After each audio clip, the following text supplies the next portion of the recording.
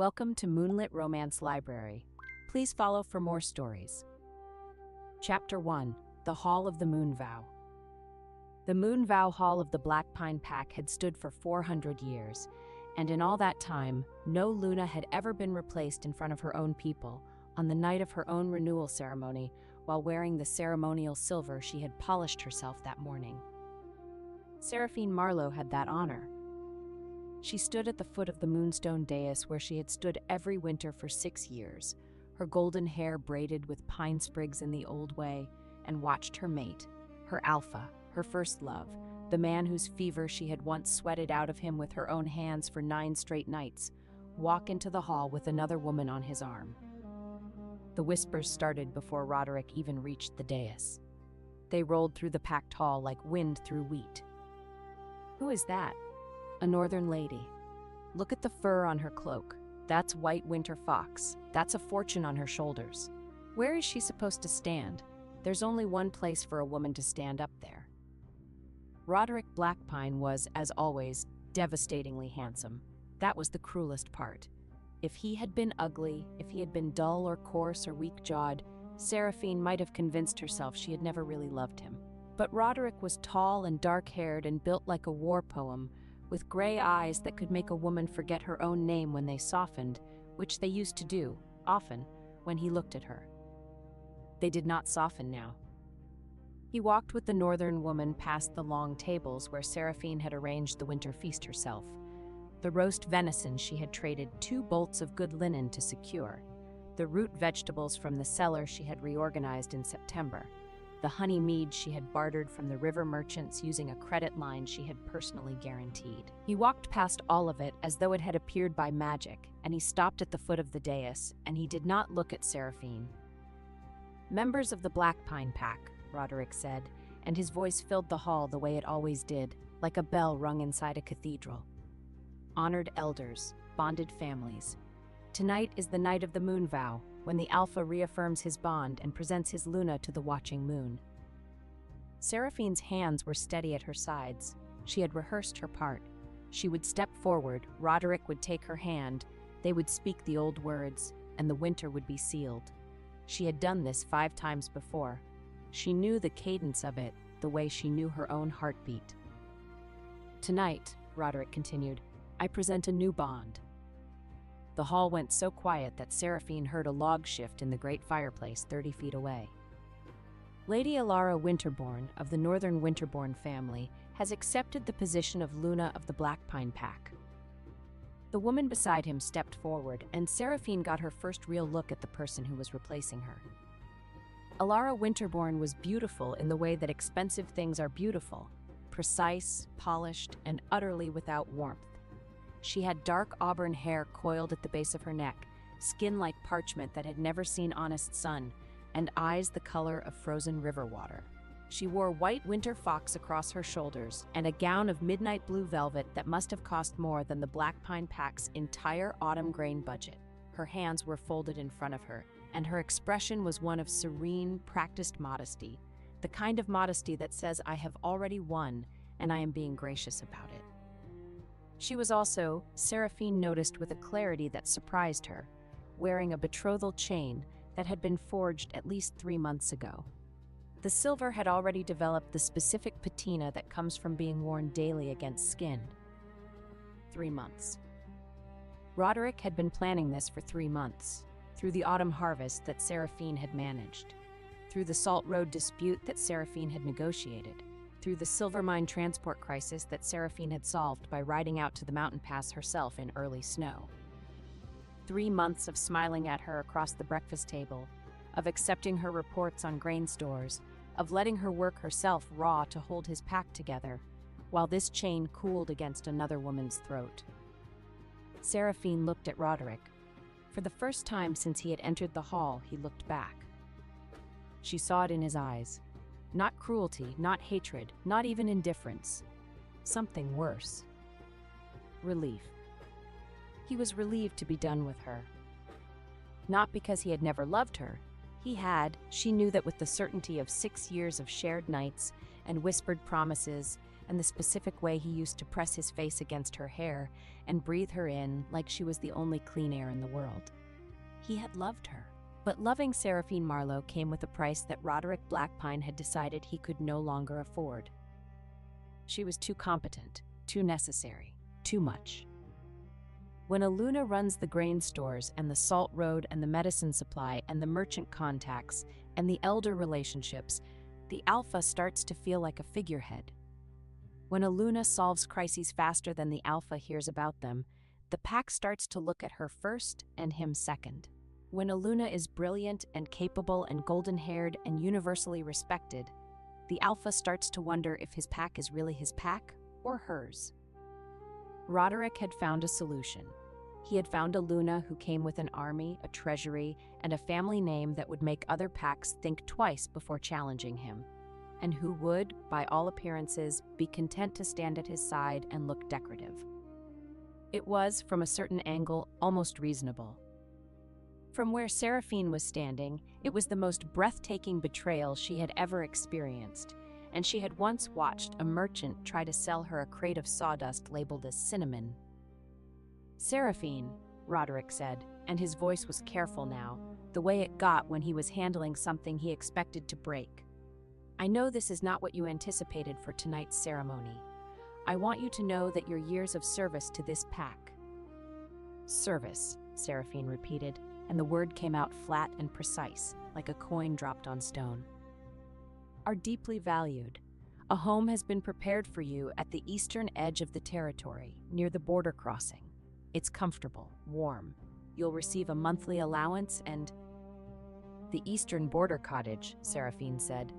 "The one with the leak in the north wall that I submitted a repair request for in August, which was denied because, and I am quoting your steward, there are higher priorities for the carpentry budget." A small, horrible silence. Elder Marin, seated at the front table, made a sound that was very carefully not a laugh. "The cottage has been repaired," Roderick said tightly. "How wonderful. It only took replacing your Luna to get a roof patched." Seraphine's voice was perfectly level. She was aware, with the strange, doubled vision that comes in moments of absolute crisis, that every person in this hall was watching her for the breakdown. They were waiting for tears, for begging, for the satisfying spectacle of a discarded woman falling apart in public so that everyone could feel sorry for her and then go back to their venison. She would not give them that. She would give them something much worse. "You mentioned my years of service," Seraphine said, and she reached into the embroidered belt pouch at her waist, the one she had sewn herself, the one that contained the tools of every function she had performed for this pack for 6 years. "Let me return what belongs to the position." She pulled out a heavy iron key on a leather cord. The granary key. Main store, reserve store, emergency winter reserve. She placed it on the edge of the dais. "The river merchants renew the winter grain credit in 11 days. They renew it with me because I am the one who has paid them, fed their drivers, and kept their caravans safe for 6 years. If I am no longer Luna, 40% of your winter grain stops at the river."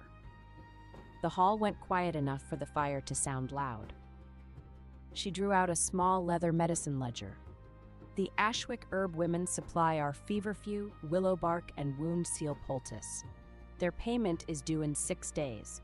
They do not extend credit to men who remember sick rooms only when they need a heroic speech beside one." She set the ledger beside the key. "Without this, the deep winter comes with no fever medicine and no wound treatment." Then came a wooden passage token stamped with pine and road. "The Salt Road Agreement. Renewed 9 days ago in my name because Greymarch trusts the woman who actually sends the wagons on time." The token clicked against the stone. "If I am removed, this token dies in 30 days. 3 objects. Grain, medicine, road. Even the oldest grandmother in the hall could count them, and every person understood what they meant. Food, survival, and a way out of winter." Seraphine left the rest in her pouch. The firewood contracts, the tallow notes, the cobbler favors, the elder grudges, the little human details that made a pack function. She would not drown the room in paper. She would let them discover those losses one by one, when the first child needed boots and the first hearth ran cold. "There," Seraphine said. The position of Luna returned in full. She looked at Alara Winterborn, who was standing very still, her pale eyes moving over the key, the medicine ledger, and the road token with an expression Seraphine recognized. The expression of a woman doing rapid mental arithmetic and not liking the sum. "I'm sure Lady Winterborn will find it manageable," Seraphine said pleasantly. "She looks like a woman who enjoys a challenge." Roderick's jaw was tight. "Seraphine, this display is unnecessary." "Is it?" She turned to him, and for the first time something hot flickered in her golden brown eyes. "You are replacing me in front of the entire pack on the night of the moon vow.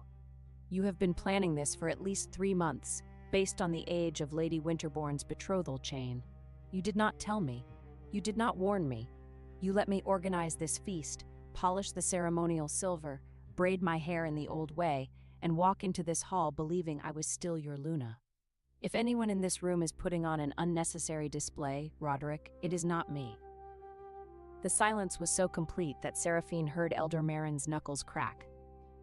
"You may keep the eastern border cottage," Seraphine said, "and the monthly allowance. I will not be a pensioned-off inconvenience living at the edge of your territory, tending a garden while your new Luna wears my ceremonial silver and pretends she knows where the salt comes from." She reached up and unclipped the thin silver chain at her throat, the Luna's chain, the one Roderick had clasped there 6 years ago with shaking hands and wet eyes. She set it on the dais with the rest. "What I will take," she said, "are my personal effects, my private account ledger, my correspondence, and my own savings, which I earned through personal trade commissions before I was your Luna and which are mine by law." Roderick's face had gone through several colors during her speech. It had settled on a pale, rigid mask that Seraphine knew meant he was furious and knew he had no right to be. "Where will you go?" he asked. "That," Seraphine said, "is no longer your concern." She turned and walked toward the great doors of the Moonvow Hall. The crowd parted for her, not out of respect, not yet, but out of the universal human instinct to get out of the way of a woman who is clearly capable of setting a building on fire with nothing but her organizational skills. Behind her, she heard Alara Winterborn's voice for the first time, soft and musical and perfectly modulated. "Should someone go after her?" And Roderick's voice, tight and defensive. "She'll be fine, she always is." Seraphine's fingers curled into fists at her sides, her nails biting into her palms. The pain was useful. It kept her spine straight and her eyes dry for the 47 steps it took to cross the hall, push open the iron-banded doors, and step into the freezing November night. The doors closed behind her. She made it to the courtyard wall before her knees buckled. Chapter 2: The Border and the Rabbit. The pain of a severed mate bond is not metaphorical. Seraphine had read about it in the old texts, the scrolls she had cataloged and preserved in the Black Pine archive, because no one else thought the archive was worth maintaining. The texts described it as a rending of the soul thread, which she had always thought was poetic exaggeration. It was not poetic exaggeration. It hit her 3 miles past the border marker, where Black Pine territory ended and the wild borderlands began. She was walking fast, her winter cloak pulled tight, her satchel of account ledgers and correspondence banging against her hip, her breath coming in sharp white clouds. The November rain had started an hour ago, thin and bitter and relentless. The kind of rain that doesn't soak you all at once, but seeps in through every seam until you realize you are wet to the bone and your fingers have stopped working. The bond snapped like a bowstring. Seraphine gasped, stumbled, and went down on her hands and knees in the mud of the border road. The pain was enormous, not in one place but everywhere, as though every nerve in her body had been stripped raw and dragged across gravel. Her wolf, the silver wolf that lived behind her ribs, howled, a long, thin, terrible sound that only she could hear. "He does not want us." She pressed her forehead to the mud and breathed. Rain ran down her neck, under her collar, along her spine. Her fingers clawed at the ground. The account ledger in her satchel, the one she had refused to leave behind, the one that contained every debt, every credit, every supply line, every contact, every piece of information that made the Black Pine Pack a functioning entity rather than a collection of wolves arguing over scraps, pressed its leather corner into her ribs like a second heartbeat. She did not let go of it. She got up. She wiped her face, which accomplished nothing because the rain immediately replaced everything she had wiped away. She picked up her satchel, slung it across her body, and kept walking. The borderway station appeared through the rain like a smudge of warm light, a low stone building with a thatched roof and a stable yard, sitting at the junction of the East Road and the old trade path that ran south to the river towns. It was not a grand building. It was the kind of place where traveling merchants, lone riders, and border wolves stopped for a hot meal and a dry corner before continuing into uncertain territory. Seraphine pushed open the door and was hit by the smell of wood smoke, mutton stew, and wet dog. The common room was half full.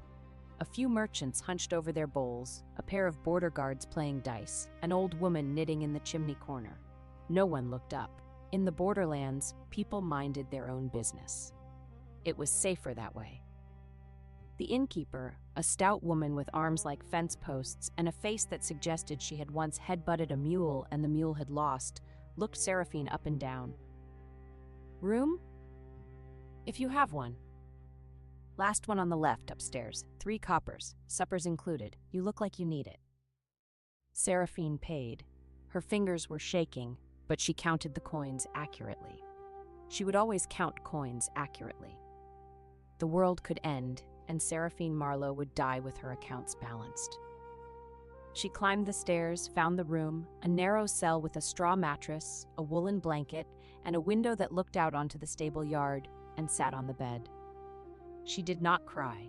She sat very still with her hands on her account ledger and waited for the trembling to stop. It did not stop. She went back downstairs.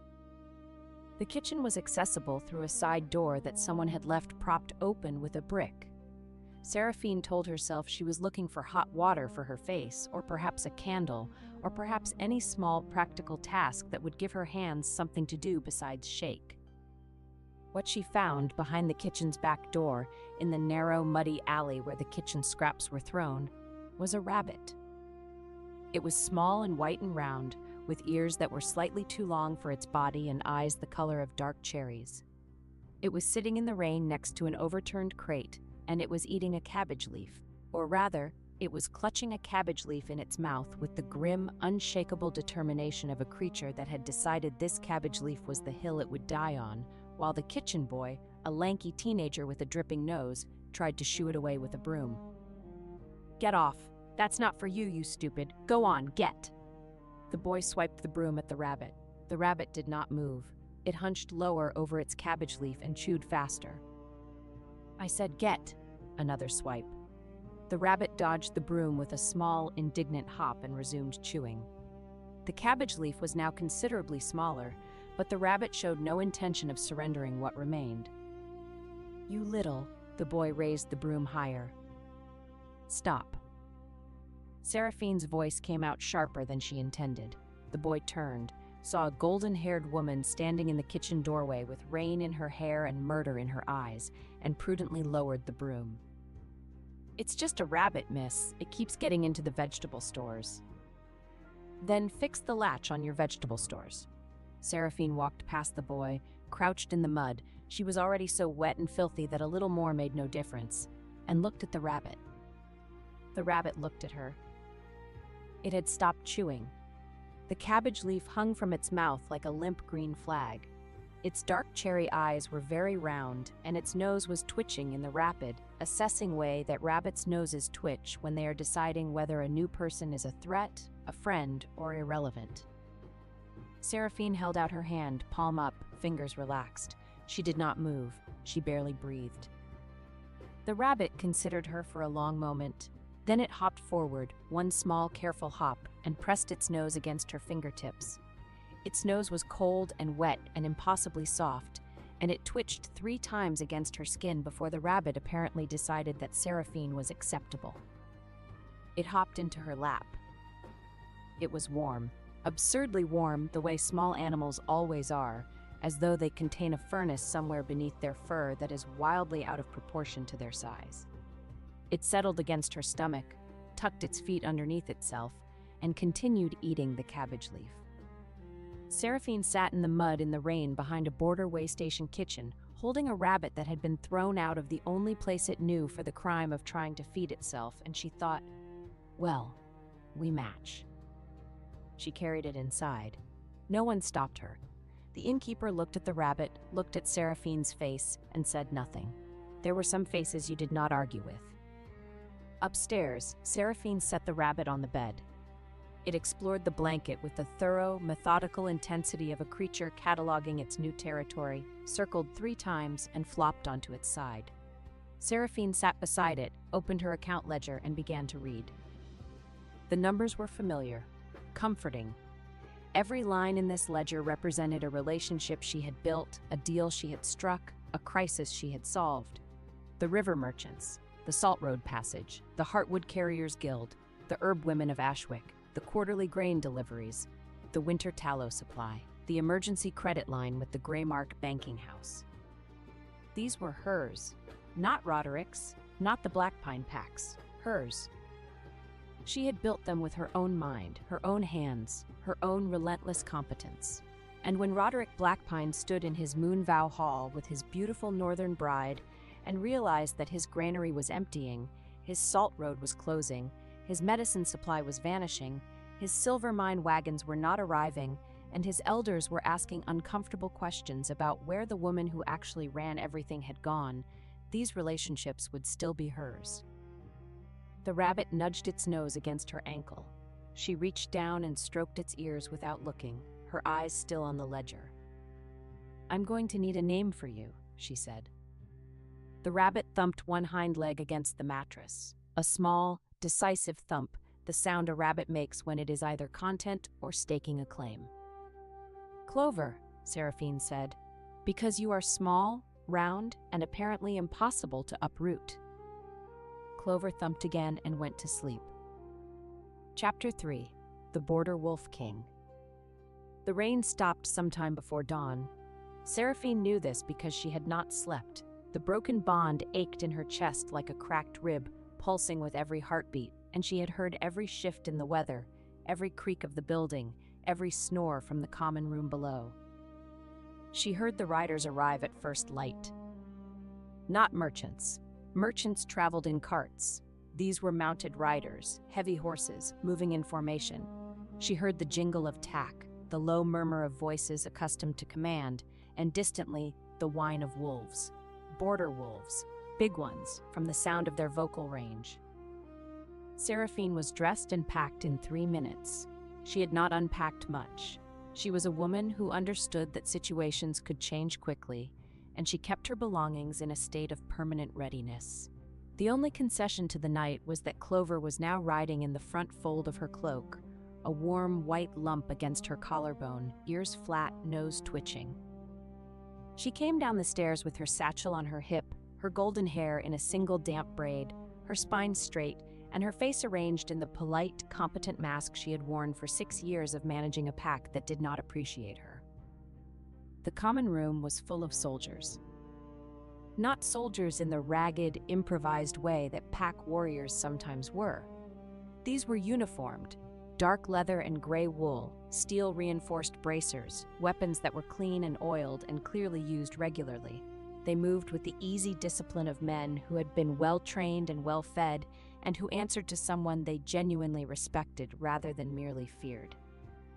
At the center of the room, seated at the largest table with a map spread before him and a cup of tea steaming at his elbow, was the most handsome man Seraphine had ever seen. She was irritated by this.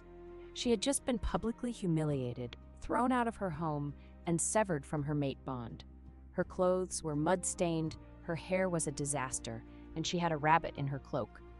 She was not in the mood to notice that a man was handsome, but the universe, apparently, did not care about her mood. He was tall. Taller than Roderick, which she would not have thought possible, since Roderick's height had been one of his most weaponized attributes. His hair was dark, nearly black, cut shorter than the Blackpine fashion, and his jaw was the kind of jaw that made portrait painters weep with gratitude. He had a scar that ran from his left temple to his cheekbone, not disfiguring, merely interesting, the kind of scar that suggested a story worth hearing. His eyes were a deep, startling blue, and they were currently fixed on the map in front of him with an expression of calm, focused intelligence that Seraphine recognized because she saw it in her own mirror every morning. He looked up. Their eyes met. Seraphine felt absurdly as though the floor had tilted. Not dramatically, not the sweeping, world-stopping way the bards described it. Just a small, subtle shift, as though gravity had quietly rearranged itself around a new center. The man's blue eyes moved from her face to her mud-stained cloak, to the satchel on her hip, specifically to the account ledger visible through the satchel's unbuckled flap, and back to her face. His expression did not change, but something in his gaze sharpened, the way a blade sharpens when it finds the right angle against a whetstone. "You're the Black Pine Luna," he said. It was not a question. It was a statement, delivered in a voice like dark oak, deep, steady, and suggesting structural integrity. "Former," Seraphine corrected. "As of when?" "Last night." One of the soldiers near the door glanced up. The innkeeper, who had been very carefully pretending to polish a mug, stopped pretending. The man at the table studied her for a moment longer. Then he said, "Sit down." "I don't know who you are." "Cale Ashbourne, Alpha of the Iron Ridge Border Pack, Lord Warden of the Eastern March." He paused. "Some people call me the Border Wolf King, which is dramatic, but not entirely inaccurate." Seraphine had heard of him. Everyone had heard of him. Cale Ashbourne held the borderlands between the settled Pack territories and the wild country to the east, a vast, ungoverned stretch of mountain, forest, and trade road that every merchant, every caravan, and every supply chain had to cross. He controlled the passes, the bridges, the river crossings, and the way station network. He was, in practical terms, the man who decided what moved through the borderlands and what did not. He was also, she realized with a start, the man who had been quietly investigating irregularities on the northern trade roads for the past 6 months. She knew this because the Heartwood Carriers Guildmaster had mentioned it, nervously, in his last letter to her. "Sit down," he said again, and this time it was softer. Not a command, an offer. She sat. Clover, disturbed by the change in altitude, shifted inside her cloak. A tiny white ear poked above Seraphine's collar, rotated once like a small furry periscope, and disappeared back into the fabric. Cale Ashbourne looked at the place where the ear had been. He looked at Seraphine. One corner of his mouth moved by approximately 1/16 of an inch. "Is there a rabbit in your cloak?" he asked. "There might be." "Does it have a name?" "Clover." "Of course it does." He took a sip of his tea. "You crossed the border last night, in the rain, without escort, with a broken mate bond and—" his eyes dropped to her satchel again, "what appears to be a full set of commercial account records." "I was not offered an escort. I was offered a leaking cottage and a monthly allowance." "And you chose the rain." "The rain doesn't condescend to me." That 1/16 of an inch movement at the corner of his mouth happened again. Seraphine was beginning to suspect it was his version of a smile. "I've been watching the Black Pine Pack's trade activity for 6 months," he said. "Specifically, the northern supply contracts that changed hands after the Winterborn betrothal was announced. Grain prices tripled on the Black Pine purchase orders. The Salt Road usage fees doubled. The Silver Mine transport contract was renegotiated with a penalty clause that didn't exist before." He paused. "All of these changes happened after Lady Winterborn's family began their involvement with the Black Pine Pack, and all of the original contracts that kept prices stable were negotiated by one person." He looked at her. "You," he said. "Yes." The Black Pine Pack is approximately 30 days from a full winter supply crisis. Their grain will run short in 3 weeks. Their Salt Road closes in a month. Their medicine supply ends in 6 days. Their silver mine transport is in default. Yes. And the woman who built and maintained every single one of those supply lines is currently sitting in a border way station with a rabbit in her cloak. Yes. Cale Ashbourne set down his tea. He leaned back in his chair, crossed his arms, and regarded her with an expression that contained, in carefully measured proportions, respect, calculation, and something that Seraphine could not immediately identify, but that made the broken place in her chest feel slightly less broken. "Lady Marlowe," he said, "I believe you and I have a great deal to discuss. I am no longer a lady of anything." "That," he said, "is a matter of perspective and paperwork." He stood. He was even taller standing, which seemed structurally unnecessary. "I'm riding to Ironridge Keep this morning. My steward has been telling me for 6 months that our border trade network needs an overhaul, and I have been ignoring him because I don't have anyone who understands supply chains well enough to do it. You clearly do." He paused. "I can offer you border passage rights, a room in the keep, access to the Merchant Guild Hall, and the legal status of a trade advisor under my protection. In return, I would like you to look at my trade routes and tell me where they're bleeding money." Seraphine stared at him. "You're offering me a job." "I'm offering you a starting position. What you do with it is your decision." "You don't know me." "I know your work. I've been reading the trade records from the Black Pine Pack's supply chain for 6 months. I know that before you took over, their grain costs were 30% higher. I know that the Salt Road agreement you negotiated saved them 600 silver marks a year. I know that the Heartwood Carriers Guildmaster calls you the only honest dealer north of the river. And I know," he paused, and his blue eyes held hers with an intensity that made Clover thump nervously against her collarbone, "that a man who had all of that and threw it away to marry a Winterborn is either a fool or a coward, and I don't particularly care which." The common room was very quiet. Every soldier, the innkeeper, and the old woman knitting in the chimney corner were pretending very hard not to listen. Seraphine's throat was tight. Not from tears, she would not cry in front of this man, in front of anyone, but from the unfamiliar sensation of being seen. Not pitied, not managed, not handled, seen. "I have a rabbit," she said, because she was the kind of person who disclosed potential complications up front. "I noticed. She eats cabbage leaves and thumps when she's startled.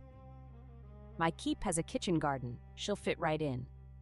He extended his hand, not to shake, to help her stand, the way a man offers his hand when he wants a woman to know that he considers her his equal, and that the hand is offered by choice, not obligation. Seraphine looked at his hand. It was large and scarred and steady. She took it. His grip was warm and firm and lasted exactly 1 second longer than strictly necessary. When he let go, his fingers brushed her palm in a way that could have been accidental but was not. Clover thumped. "Your rabbit approves," Cale said. "My rabbit approves of very little. She merely tolerates what she cannot kick." That 1/16 of an inch smile happened a third time, and Seraphine realized, with a sensation like stepping off a cliff into unexpectedly warm water, that she wanted to make it happen again. Chapter 4: Ironridge Keep. Ironridge Keep sat on a granite bluff above the border river, where the old trade road forked, one branch running north to the settled Pack territories, the other running south to the riverport towns and the merchant guilds beyond. It was not a beautiful building. It was a functional one: thick walls, deep cellars, wide gates designed for wagons, and a stable yard that could hold 50 horses. It looked like a building that had been designed by someone who valued efficiency over aesthetics, which was exactly the kind of building Seraphine felt most comfortable in. Cale Ashbourne had given her a room in the East Tower. Not the finest room in the keep, but a good one, with a window that overlooked the river and the trade road, a fireplace that drew properly, and a desk. The desk was large. Seraphine approved of large desks. She had spent 6 years managing the Black Pine Pack's entire commercial infrastructure from a writing table that was slightly too small because Roderick had never thought to ask if she needed a bigger one. Clover was given the run of the kitchen garden, which she investigated with the methodical intensity of a land surveyor, and from which she returned each evening with dirt on her nose and an expression of profound satisfaction. Within 3 days, Seraphine had mapped the Iron Ridge trade network. Within a week, she had found where it was bleeding money. The border trade routes were a mess, not from corruption but from neglect. Cale Ashbourne was a superb military commander and a respected alpha, but he had the commercial instincts of a brick. His steward, a well-meaning man named Aldrich, had been doing his best, but his best involved paying whatever price the merchants quoted and hoping for the best. Seraphine did not hope for the best. Seraphine negotiated. She started with the grain merchants. The Iron Ridge pack was buying winter grain from 3 separate suppliers at 3 different prices, none of which had been compared or renegotiated in 2 years. Seraphine sat in the Merchant Guild Hall, a drafty stone building in the border town below the keep, and invited all 3 suppliers to the same meeting. "Gentlemen," she said with Clover tucked invisibly under her heavy wool skirt, "I notice that you are each charging the Iron Ridge pack a different price for the same grade of grain. This suggests either that grain quality varies dramatically between your warehouses, which would concern me, or that you have been taking advantage of the fact that no one here has bothered to compare your invoices, which would also concern me." The grain merchants looked at each other. They looked at the golden-haired woman sitting at the head of the table with her hands folded and her expression pleasant and her eyes sharp enough to cut glass. They lowered their prices, all 3 of them, voluntarily. "That," Aldrich said afterward with the dazed expression of a man who has just witnessed a miracle, "has never happened before." "It happens," Seraphine said, "when you read the invoices." By the end of the 2nd week, she had renegotiated the tallow contract, restructured the firewood supply chain, established a new credit arrangement with the Riverport warehouses, and set up a rotating delivery schedule for the border way stations that cut transport costs by 1/3. The merchants liked her. The guild leaders respected her. The border guards, who had been eating terrible food for years because no one managed the supply contracts for the way station kitchens, practically worshipped her. Cale watched all of this. He watched from the doorways of meeting rooms, from the upper gallery of the guild hall, from the parapet of his keep where he stood in the mornings with his tea and his maps and his scar catching the winter light.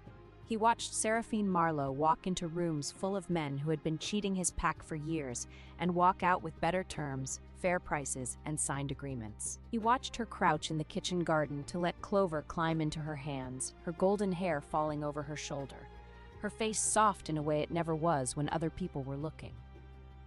He watched, and he said very little, because Cale Ashbourne was a man who understood that some things are better observed than discussed. But his soldiers noticed, Aldrich noticed, the cook noticed, the stable master noticed. Everyone in Iron Ridge keep noticed that their alpha, who had never in anyone's memory shown personal interest in any woman, tracked Seraphine Marlowe's movements through the keep like a compass needle finding north. Chapter 5. The First Cloak. The first ambiguity-destroying moment happened 16 days after Seraphine's arrival, on the night of the first real snowstorm. She had been in the guild hall until well past dark, finalizing a salt contract with a coastal trader who had the negotiating style of a weasel and the attention span of a gnat. The deal was done. Favorable terms, reliable delivery, penalty clause for late shipments that Seraphine had insisted on because she had once waited 3 weeks for a late salt delivery and had no intention of ever doing so again, and she was walking back to the keep through the narrow streets of the border town. The snow came suddenly, as border snowstorms do, not a gentle beginning, but a wall of white, horizontal, and blinding, driven by a wind that turned the air into knives. Seraphine, who had been too focused on the salt contract to check the sky before leaving the guild hall, found herself blind and freezing in a street she barely knew. Clover, who had been riding under her skirt hem, her preferred mode of transport in cold weather, pressed against Seraphine's ankle like a warm, furry boot, began thumping. Not the small, conversational thump of contentment, the rapid, staccato thump of alarm. Thump, thump, thump. Seraphine could feel the vibration through the sole of her boot. "I know," she muttered, pressing against a building wall. "I know. I can't see either." The wind screamed. Snow plastered her hair to her face, found every gap in her cloak, bit through her gloves. The broken bond in her chest throbbed. It always throbbed more in the cold, as though the severed thread was trying to pull her back to a warmth that no longer existed. And then a cloak dropped over her shoulders. Not thrown, placed. With precision, with weight, with the careful deliberateness of a man who had practiced moving in darkness and bad weather until it was as natural to him as breathing. The cloak was enormous. Heavy, dark wool lined with fur, still warm from the body that had been wearing it, and it smelled of pine smoke and cold steel and something underneath both of those things that was simply, unmistakably, him. "The guild hall closed an hour ago," Cale said, and his voice was very close, cutting through the wind from directly above her left ear. "I sent Aldrich to walk you back. He said you were still arguing about penalty clauses." "I won the argument." "I would have been surprised if you hadn't." His hand found her elbow, unerringly, in total darkness and blinding snow, and steadied her. "Can you walk?" "Of course I can walk."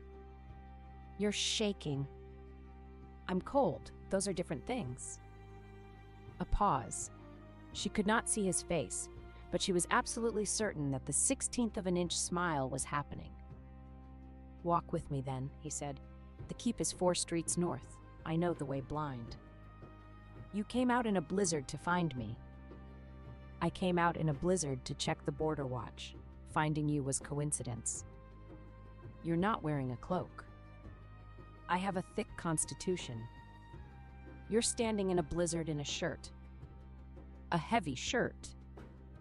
Seraphine wanted to argue further, but the wind chose that moment to gust so hard that she staggered, and Cale's hand on her elbow tightened, and she found herself pressed against his side, his very solid, very warm, very shirt-clad side, and his arm came around her shoulders to hold the cloak closed against the wind, and she discovered that the warmth of a large man in a snowstorm is a profoundly convincing argument against further protest.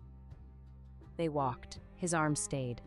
Clover, from her position under Seraphine's skirt hem, produced a single, contented thump.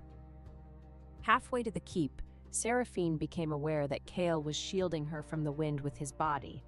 Not obviously, not dramatically, but with the quiet, automatic precision of a man for whom protecting others was as reflexive as breathing. He had positioned himself on her windward side. His arm across her shoulders was angled to block the snow from hitting her face. He was, she realized, freezing. "You should take your cloak back," she said. "No. You'll get frostbite. I'll get warm by the fire."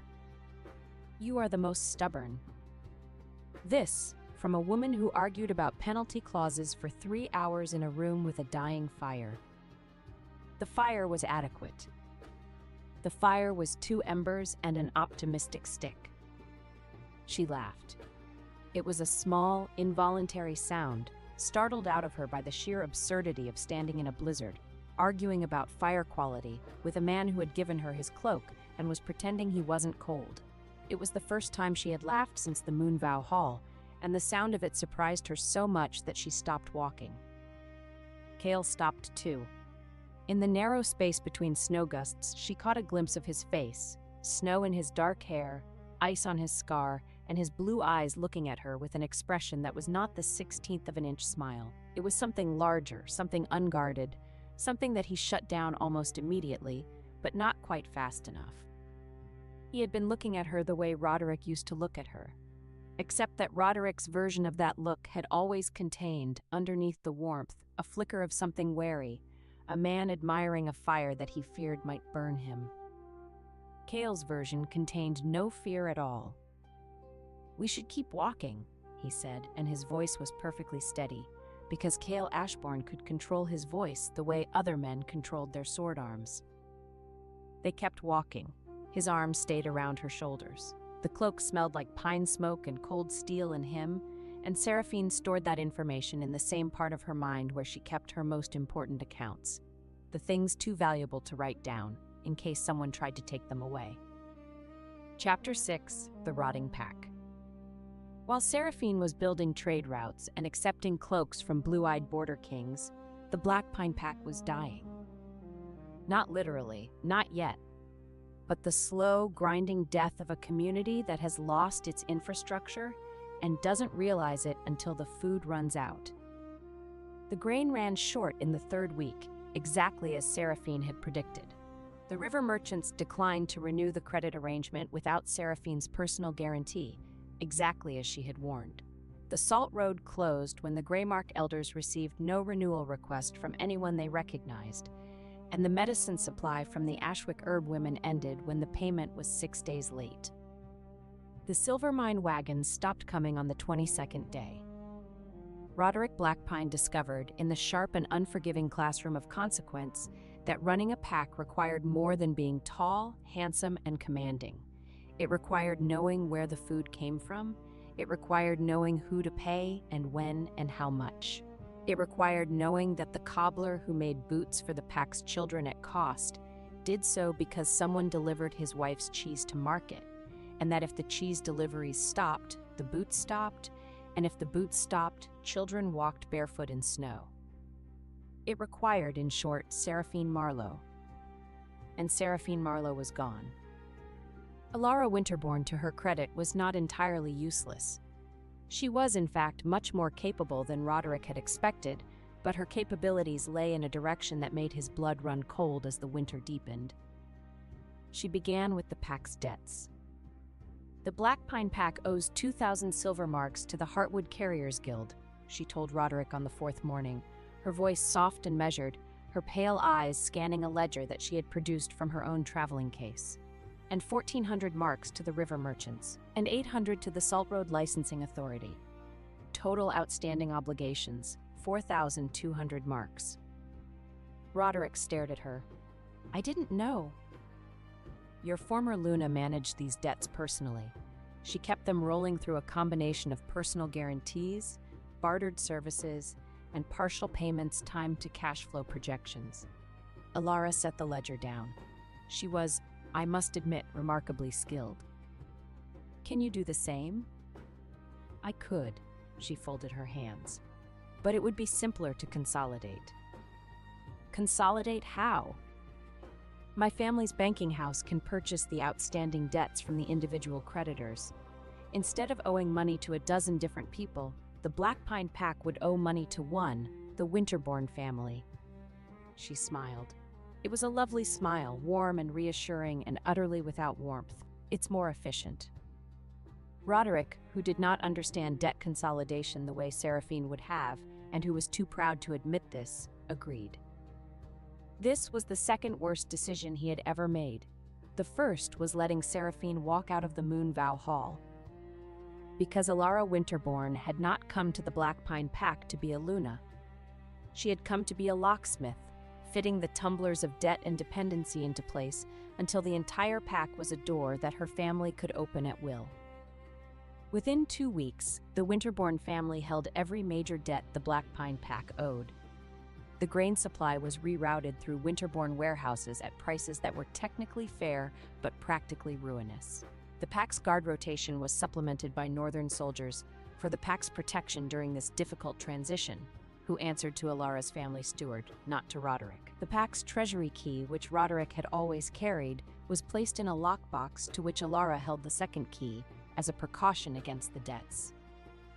She was absorbing the pack, piece by piece, contract by contract, coin by coin, and she was doing it with such impeccable courtesy, such flawless legal justification, and such a beautifully concerned expression that Roderick did not fully understand what was happening until the day he tried to authorize a firewood purchase and was told by his own steward that the purchase needed Lady Winterbourne's countersignature. She controls the countersignature? Roderick said, and his voice was very quiet. His steward, a nervous man who had replaced the previous steward, who had been loyal to Seraphine and had been reassigned to stable duty by Alara's suggestion, nodded miserably. Roderick sat in his study, which had once been Seraphine's study before it was his, and which still smelled faintly of the lavender sachet she had kept in the desk drawer, and he thought about what he had done. He had traded a woman who loved his pack for a woman who was buying it. Chapter 7. The Stone Keep Accounts. The fourth week brought two things to Iron Ridge Keep: the first snow thaw and the old Black Pine records keeper. His name was Osric, and he was 73 years old, and he had served the Black Pine Pack for 50 of those years as historian, archivist, and keeper of the ancient pack charter. He arrived at Iron Ridge on a mule, wearing a coat that had been patched so many times it resembled a quilt with aspirations, and carrying a leather case that he held against his chest as though it contained his own heart.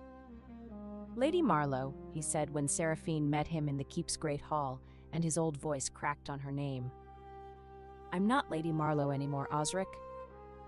You are, because he never filed the severance." Seraphine went very still. "What?" Osric opened the leather case with trembling fingers and pulled out a sheet of parchment. Old, official, bearing the Black Pine Pack's seal. When an alpha dissolves a mate bond and removes a Luna from her position, the ancient charter requires a formal severance to be recorded by the pack historian and witnessed by 3 elders. The alpha must sign it. The historian must seal it. Until this is done, the former Luna retains her legal standing as a member of the pack. He held up the parchment. It was blank, unsigned, unsealed. "He forgot," Osric said. "He was so busy with the new Luna and the northern contracts and the spectacle of it all that he forgot to complete the severance. I waited. I prepared the document. He never came to sign it." Seraphine's mind was doing what it always did in moments of crisis, running calculations at a speed that would have made an abacus weep. If the severance was never completed, she was still, legally, under the ancient Black Pine Charter, a member of the pack, not Luna. She had publicly relinquished the title, but a member. With membership came certain rights, including the right to invoke the Charter's most ancient and least used provision, the right of stewardship. "Osric," she said slowly, "the stewardship clause." The old man's eyes lit up. Chapter 7, Article 3. When the Alpha's governance endangers the pack's survival through debt, famine, or loss of sovereign territory, any full member of the pack may petition for temporary stewardship, provided they can demonstrate both the means and the intent to restore the pack to solvency. And if the Alpha has incurred debts that threaten to transfer pack lands to an outside family, the stewardship petitioner may acquire those debts and present them as evidence of the Alpha's unfitness, triggering a public tribunal. Seraphine looked at the unsigned severance document. She looked at Osric. She looked at the account ledger in her satchel, which contained every debt, every credit, every supply line, and every contact she had built over 6 years. "Osric," she said, "I need you to tell me the exact amount of every debt the Winterbourne family has purchased from the Black Pine Pack's creditors." Osric told her. Seraphine sat down at her large, beautiful desk in Iron Ridge Keep, opened her account ledger, and began to plan. That night, she was still working when Cale found her. The account room in the East Tower was lit by 4 candles and a fire that had burned low. Seraphine was surrounded by papers, debt records, charter copies, trade route maps, supply calculations. Her golden hair had come loose from its braid and was falling across the ledger she was writing in, and she was so absorbed that she did not hear Cale enter until he set a cup of tea on the desk beside her. She startled. Clover, who had been sleeping under the desk in a nest of discarded draft paper, thumped once. "It's past midnight," Cale said. "I'm aware. You've been in here since supper. You didn't eat supper." "I ate bread." "A bread crust does not constitute supper. It constitutes bread, which is a component of supper." He pulled a chair from the corner, set it beside hers, close but not touching, and sat. He looked at the papers spread across the desk, and Seraphine watched his blue eyes move over the numbers, the contracts, the charter language, with the quick, sharp comprehension of a man who might not love commerce but understood power. "You're buying the Black Pine debts," he said. "I'm considering it." "With what funds?" "My personal savings, my trade commissions from the past 6 years, and," she hesitated, "a loan." "From?" "I don't know yet." Cale was quiet for a moment. Then he said, "I'll fund it." Seraphine turned to look at him. They were very close.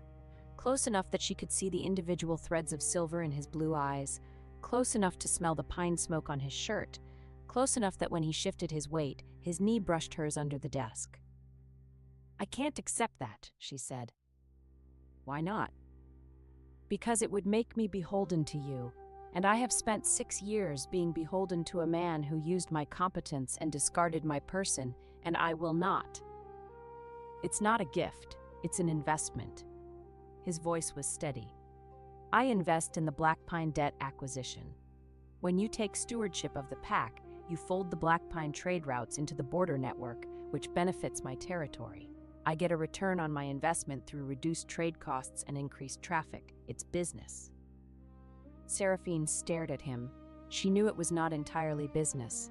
She could see it in the set of his jaw, in the way his hand rested on the desk near hers, not touching, but close, as though it was taking conscious effort to maintain the distance. "And if I fail?" she asked. "You won't." "You don't know that." "I know you argued about salt contract penalty clauses for 3 hours with a dying fire. You don't fail, you outlast." From under the desk, Clover thumped. Then, slowly, she hopped out from her paper nest, crossed the cold stone floor, and climbed onto Cale's boot. He looked down. Clover looked up. She was sitting on his boot like a small, furry auditor, her dark cherry eyes fixed on his face, her nose twitching. She thumped once, not the alarm thump, not the contentment thump, the assessment thump, the thump that said, "I am evaluating you, and you should be aware that my standards are high." Cale, slowly and carefully, reached down and offered his hand, palm up. Clover sniffed his fingers. She sniffed for a long time, an unreasonably long time, as though she were conducting a thorough olfactory background check. Then she pressed her nose against his knuckle and hopped off his boot. "She approves," Seraphine said, and her voice was softer than she had intended. "Does her approval matter?" "It does to me." They looked at each other across the desk. The fire crackled, the candles flickered, the papers rustled in a draft from the window, and outside, the border wind carried the sound of the river and the distant howl of wolves in the wild country. "Take the loan," Cale said. "On what terms?" "Standard interest, 1-year repayment, no personal obligations." He paused. "I won't use money to own you, Seraphine. No one will ever use anything to own you again. Or give a name." It sounded different in his voice, not smaller, the way it had sometimes sounded in Roderick's mouth, as though he were trying to contain it, but larger, expansive, like a name that had room to grow. "All right," she said. "All right. I accept the loan, standard terms, and I want the interest rate in writing before dawn." The 16th of an inch smile became, for the first time, a full smile. It transformed his face. It made him look younger, warmer, and so devastatingly handsome that Seraphine's stomach did something structurally inadvisable. "I'll have it drafted," he said, and stood, and his hand brushed her shoulder as he passed, the lightest possible touch, barely there, a whisper of warmth through her wool sleeve. She did not sleep that night, but the reason had changed. Chapter 8. The Salt Road Gambit. Seraphine Marlowe bought the Black Pine Pack's debts in 8 days. It was, by any standard, a masterpiece of financial warfare. She approached each creditor personally, the Heartwood Carriers Guild, the River Merchants, the Salt Road Authority, the medicine suppliers, and purchased their claims on the Black Pine Pack at a discount. The creditors were happy to sell. They had no confidence in Roderick Blackpine's ability to pay, they had no relationship with Alara Winterbourne, and they trusted Seraphine implicitly. The total cost was 3,600 marks, less than the face value of the debts, because Seraphine negotiated discounts with the same ruthless efficiency she applied to grain contracts. Cale's loan covered the bulk of it. Her personal savings covered the rest. When it was done, Seraphine held every debt that Alara Winterbourne had purchased from the original creditors. Because Alara had bought the debts from the same people Seraphine had relationships with, and Seraphine had simply offered to buy the debts from Alara's family at a price slightly higher than what the Winterborns had paid, making it look like a profitable exit rather than a strategic defeat. The Winterborns, who thought in terms of interest rates rather than relationships, accepted the buyout. They did not realize until later that they had just sold their entire leverage over the Black Pine pack to the woman the pack had thrown away. "You bought our own debts out from under us?" Alara's steward said, staring at the signed transfer documents that Seraphine's courier had delivered to the Black Pine pack hall. "I bought them from your family, yes, at a profit to your family. Your Lord Father should be pleased." The steward was not pleased. Alara Winterborn, when she heard, was significantly less pleased.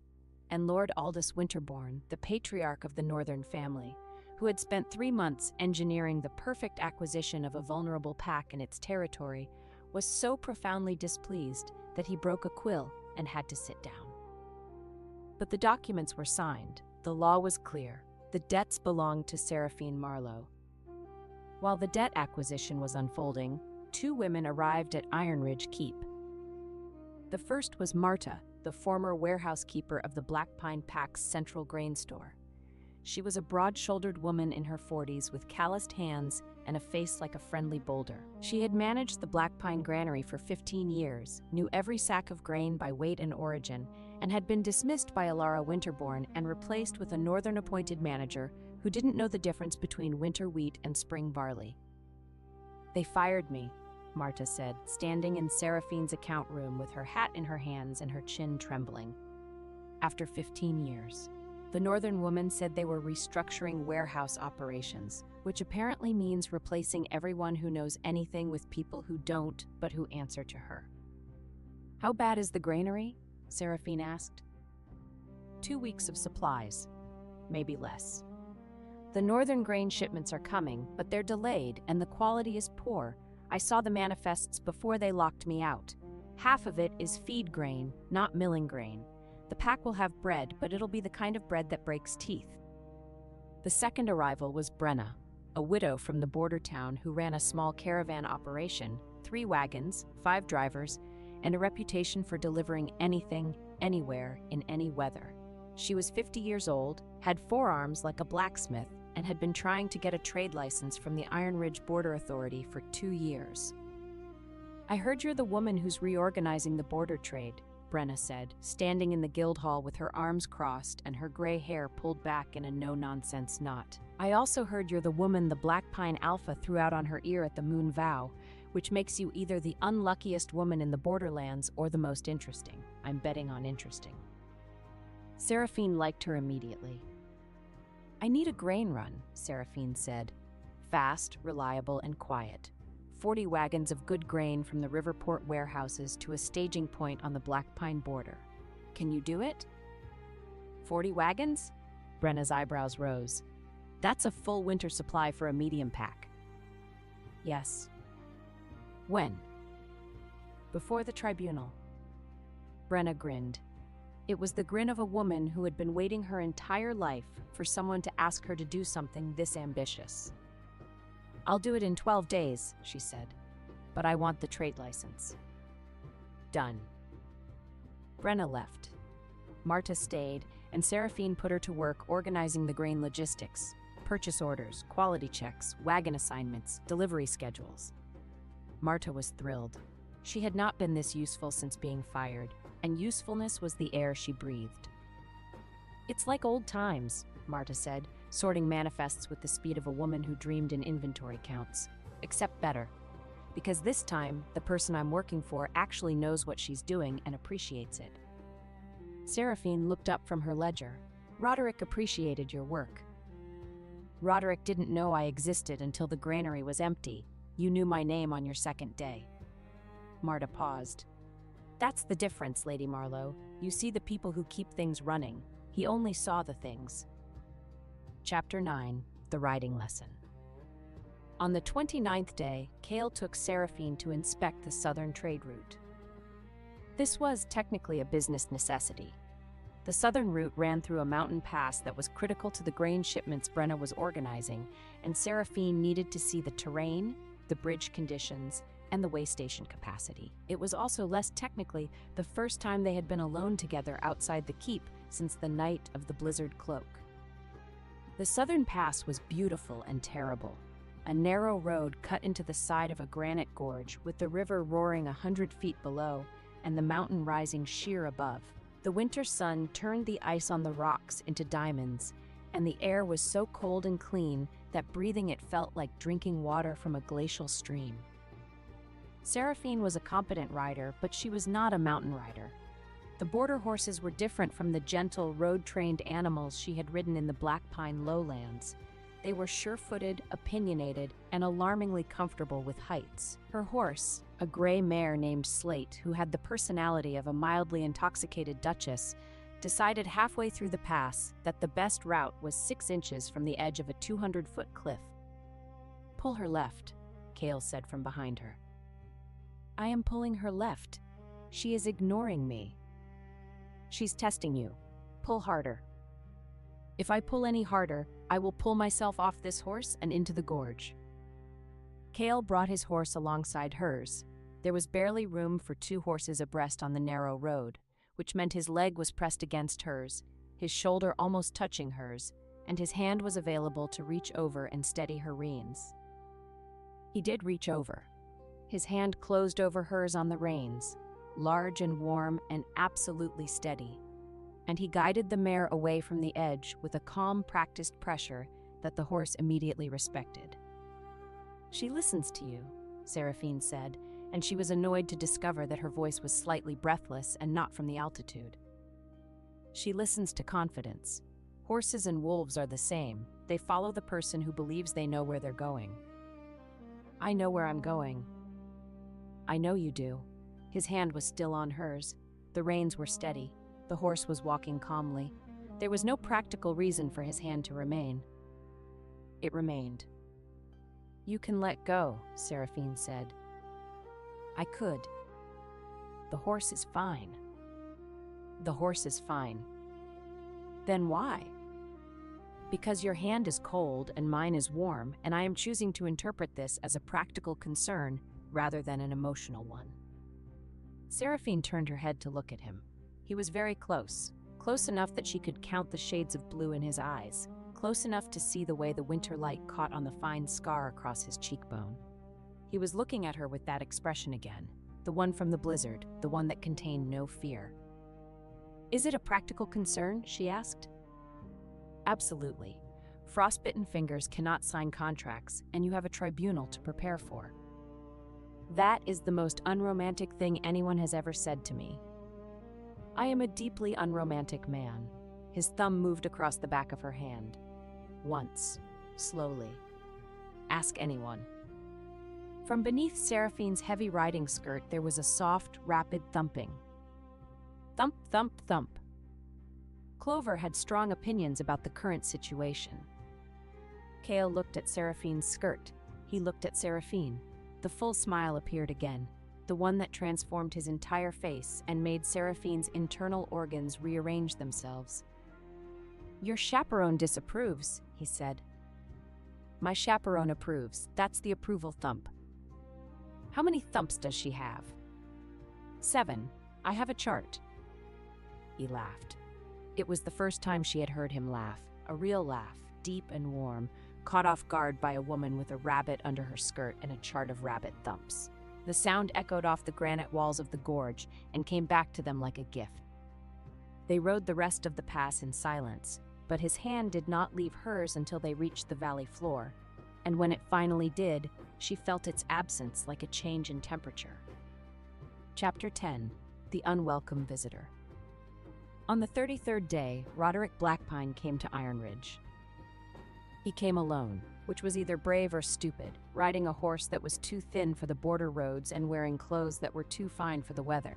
He looked, Seraphine thought when she saw him from her tower window, like a painting of a hero that had been left in the rain.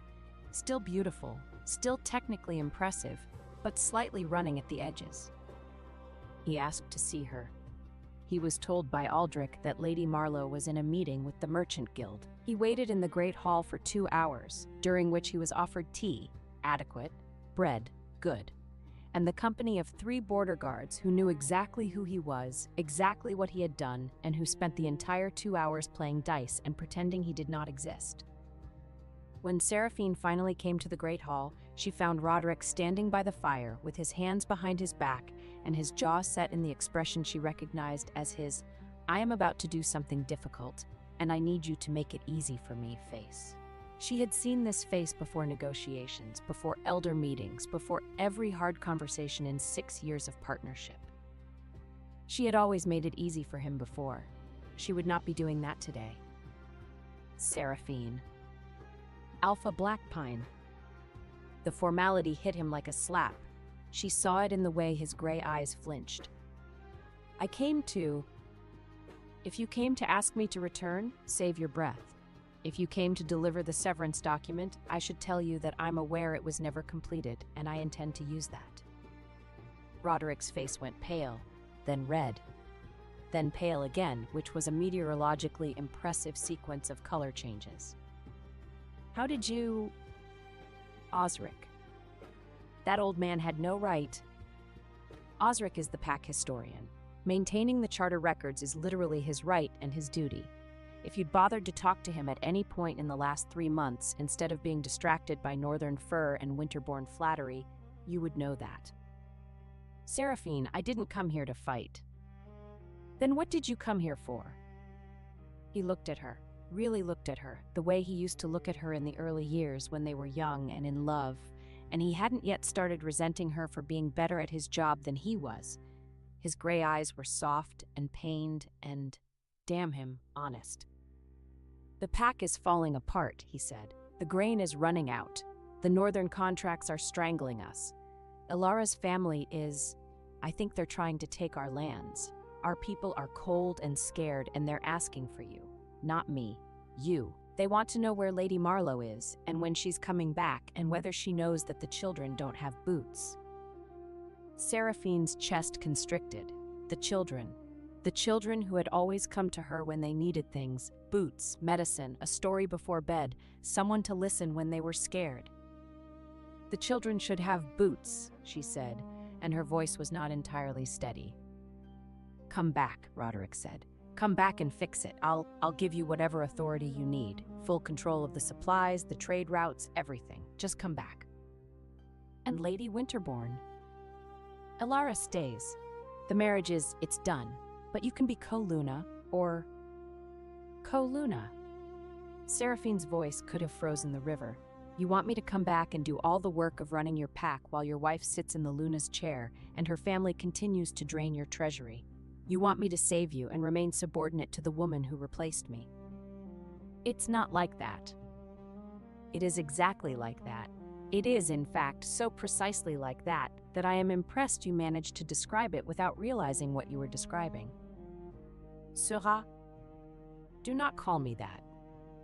The old name, the private name, the one he had whispered against her hair in their bed, the one he had called her when they were alone and happy, and the world was small enough to fit between them, hung in the air between them like a ghost. You don't get to use that name anymore, Seraphine said. You gave up that name when you paraded another woman into our hall on our night and told our people that I was being retired to a leaking cottage.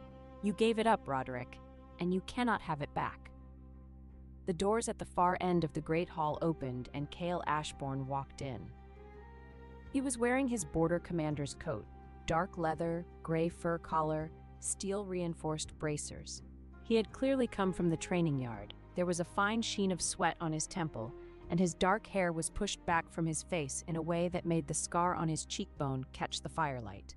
He looked, Seraphine thought, with a completely unhelpful surge of awareness, like a man who had been carved by a sculptor with a very generous imagination and a deep understanding of shoulder-to-waist ratios. He assessed the scene in approximately 2 seconds. Roderick Blackpine, standing by the fire, tall and handsome and visibly desperate. Seraphine, standing 10 feet away, golden-haired and furious and shaking slightly. The charged, painful air between them. Cale walked to Seraphine's side and stopped. He did not touch her. He did not speak. He simply stood beside her, close enough that his sleeve brushed hers, and looked at Roderick with an expression of calm, complete, and devastating indifference. Roderick looked at Cale. Cale looked at Roderick. The two men were roughly the same height, but the comparison ended there. Roderick was a regional alpha clinging to a pack he was losing. Cale was a border king with an army, a trade network, and the quiet confidence of a man who had never needed to prove his power, because no one had ever seriously questioned it. "You must be the former alpha," Cale said. His tone was pleasant, as though he were commenting on the weather. "I am the current alpha of the Black Pine Pack." For now, Cale turned to Seraphine. "The Guildmaster has confirmed the grain shipment schedule. Brenna's wagons leave the river port tomorrow. You'll have 40 wagons of good grain at the border staging point in 12 days. "Thank you," Seraphine said. "You should eat supper tonight, a full supper, not bread." "I had bread and cheese." "Adding cheese does not make bread into supper." Roderick watched this exchange with the expression of a man watching his own house burn down from across a field, helpless, horrified, and beginning to understand that he had left the stove unattended. Cale was not touching Seraphine. He was not holding her hand, not putting his arm around her, not making any overt claim. He was simply there, solid, warm, calm, and so obviously oriented toward her that the entire room rearranged itself around the two of them like iron filings around a magnet. And Seraphine, for the first time since the Moonvow Hall, looked comfortable. She looked like a woman standing next to someone she trusted, in a place where she was valued, doing work that mattered. Roderick saw all of this. It destroyed him. "I should go," he said. "Yes," Seraphine agreed. "You should." He walked to the door. He stopped. He turned back. "I loved you," he said. "I need you to know that. I loved you, and I was afraid of how much I needed you, and I chose wrong. I know that now." Seraphine looked at him across the hall. Her golden brown eyes were steady. "You loved me," she said, "but you loved your pride more, and that, Roderick, is why you lost both." He left. The great doors closed behind him. Seraphine stood very still for a long moment.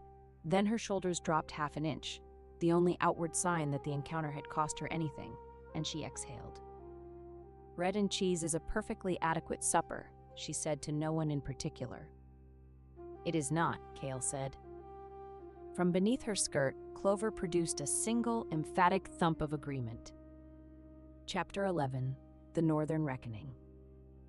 Alara Winterbourne arrived at Iron Ridge 4 days later, and she did not come alone. She came with her father. Lord Aldous Winterbourne was a tall, thin man with hair the color of old iron and eyes like a ledger. Every number noted, every debt remembered, every opportunity calculated to the last decimal. He wore fine clothes without ostentation, spoke softly, and radiated the particular kind of menace that belongs to people who destroy others using paperwork instead of swords. He also brought 20 Northern soldiers, which was technically a breach of border protocol and practically a statement of intent. Cale met them at the gate. He did not invite them in. He stood in the gateway of Iron Ridge Keep with his arms crossed, his border guard flanking him, and an expression that suggested the Northern soldiers had approximately 30 seconds to explain themselves before they experienced the practical implications of trespassing on a border king's territory. "Lord Winterbourne," Cale said, "your soldiers can make camp outside the walls. Border law does not permit foreign armed forces within Iron Ridge Keep." Lord Winterbourne's thin smile did not waver. "They are an escort, Lord Ashbourne, for my daughter's safety." "Your daughter is safe. The borderlands are my jurisdiction, and I do not lose guests." He paused. "The soldiers stay outside." They stayed outside. Lord Winterbourne entered the keep with Alara and a single steward, and was shown to the hall where Seraphine was waiting. This was the first time Seraphine and Alara had been face to face since the Moonvow Hall. Seraphine had spent the intervening weeks building a trade empire, acquiring debts, organizing grain shipments, and falling reluctantly but thoroughly in love with a border king. Alara had spent the same weeks managing a dying pack, executing her father's acquisition strategy, and slowly discovering that being a tool was lonelier than being a person. They looked at each other across the hall. Lady Marlowe, Ilara said. Her voice was as musical and measured as it had been in the Moonvow Hall, but there were shadows under her pale eyes that had not been there before. Lady Winterbourne, I understand you've purchased our family's debt holdings on the Blackpine Pack. I have. At a profit to my family. At a fair price to your family. I don't operate through deception, Lady Winterbourne. I find it inefficient. Ilara's jaw tightened. The barb had landed, because her father's entire strategy had been built on deception. The deception of a marriage disguised as an alliance, debts disguised as assistance, absorption disguised as generosity. Lord Winterbourne stepped forward. Lady Marlowe, my family has invested considerable resources in the Blackpine Pack's recovery. We have supplied grain, soldiers, and administrative support during a time of crisis.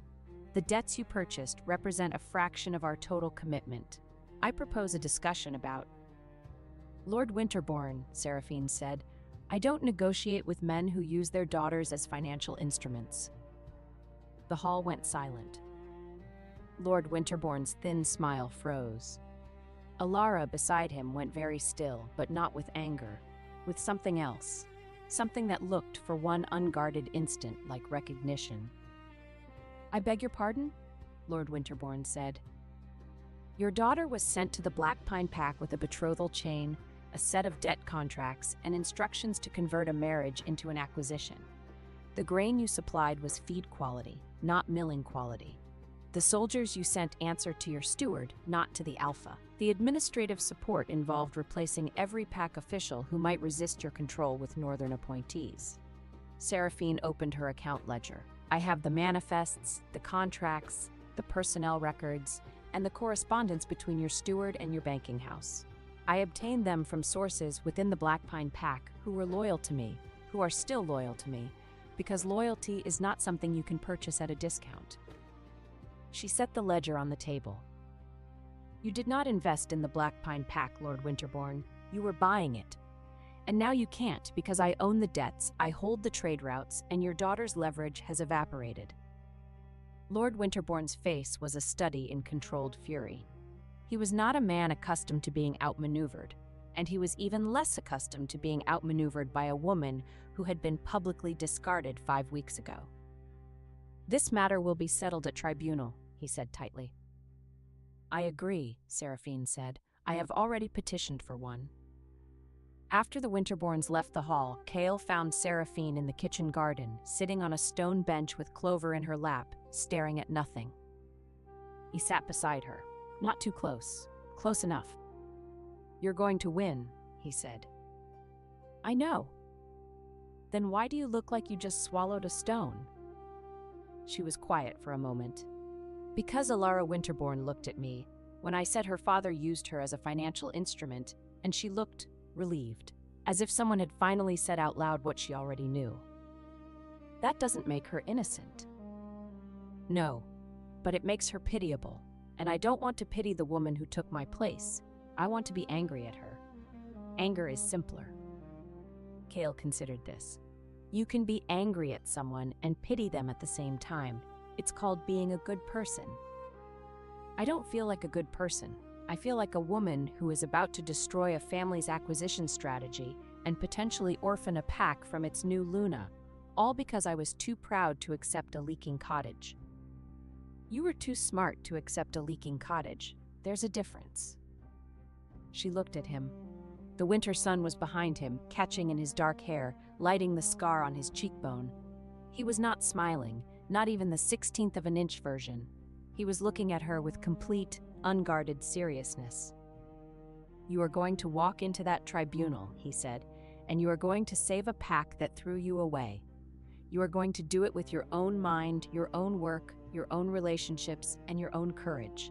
And when it is done, everyone in that hall, your former Alpha, his new wife, her father, the elders, the merchants, every person who watched you walk out of that Moonvow Hall and thought you were finished, every single one of them will know that Seraphine Marlowe is the most formidable woman in the Borderlands. His hand was on the bench between them. She put hers on top of it. His fingers curled around hers, warm, steady, certain. "Stay with me," she said. "At the tribunal. I don't need you to fight for me, but I need you beside me." "I was always going to be beside you," he said. "You just hadn't asked." Clover from Seraphine's lap thumped once. The approval thump. The real one. Chapter 12. The Second Flash of White Lightning. The incident happened 3 days before the tribunal, and it remains the single funniest thing that anyone in Iron Ridge Keep has ever witnessed. Lord Winterbourne's steward, a thick-necked man named Garrett who had been left at Iron Ridge to coordinate logistics, but who was actually there to intimidate and obstruct, cornered Seraphine in the Guildhall antechamber while she was reviewing the final tribunal documents. Lady Marlowe. He stepped between her and the door. He was a large man, and he used his size the way large men often do, not through direct physical threat, but through the implicit suggestion that the space he occupied was his, and anyone smaller had better work around him. "Your tribunal petition is ill-advised," he said. "Lord Winterbourne is prepared to offer generous terms for a withdrawal, a payment, a property, a position in the Northern household." "No. You would be wise to consider." "I have considered. The answer is no." Garrett stepped closer. "Lady Marlowe, you are a woman alone in the borderlands with no pack, no family, and no protection. The tribunal may not go the way you expect. Lord Winterbourne has resources. Step back. And influence and allies who—" "I said step back." He did not step back. He reached for her arm, not to grab, not exactly, but to guide, to steer, to physically move her the way men sometimes move women when they want to emphasize that they are larger and stronger and that this is a conversation they intend to control. His hand was 6 inches from her wrist when Seraphine gathered her heavy wool skirt in one hand and lifted it exactly 8 inches off the ground. Clover came out like a white cannonball. The rabbit had been pressed against Seraphine's ankle for the entire conversation, and the thumping, rapid, furious staccato had been building with each word Garrett spoke. When the skirt lifted, Clover launched. She crossed the 3 feet between Seraphine and Garrett in approximately half a second. She hit his right boot at ankle height with both hind legs, a double-footed rabbit kick delivered with the full force of a prey animal that had spent its entire life developing explosive leg muscles for exactly this kind of emergency departure. The kick itself was not devastating. Clover weighed 4 pounds, but the impact, combined with the sheer cognitive disruption of being attacked by a white rabbit that had apparently materialized from a woman's skirt, caused Garrett to lurch sideways. His boot caught on the leg of a chair. The chair tipped. Garrett grabbed for the table to steady himself and caught the edge of a wooden document tray, which slid, taking with it a large inkwell that upended itself across Garrett's shirt sleeve and a stack of correspondence that scattered across the floor like paper snowflakes. Garrett stood in the antechamber with ink running down his arm, papers at his feet, an overturned chair behind him, and a small white rabbit sitting in front of him, thumping one hind foot against the stone floor with the slow, measured cadence of a creature that was thoroughly satisfied with its work. In the doorway, 2 Guildhall clerks and a border guard, who had been passing in the corridor, stood frozen in various states of astonishment and barely contained hilarity. "What?" Garrett sputtered. "What is that?" "That," Seraphine said, gathering Clover up and tucking her back into the safe, warm space beneath her skirt, "is my associate. She has strong opinions about people who crowd her workspace." Garrett looked at the ink on his arm. He looked at the papers on the floor. He looked at the border guard, who was biting his lip so hard it had gone white. "Lord Winterbourne will hear about this," he said, which was the verbal equivalent of a man trying to reassemble his dignity out of wreckage. "I do hope so," Seraphine said pleasantly. "I hear he enjoys a good story." Garrett left.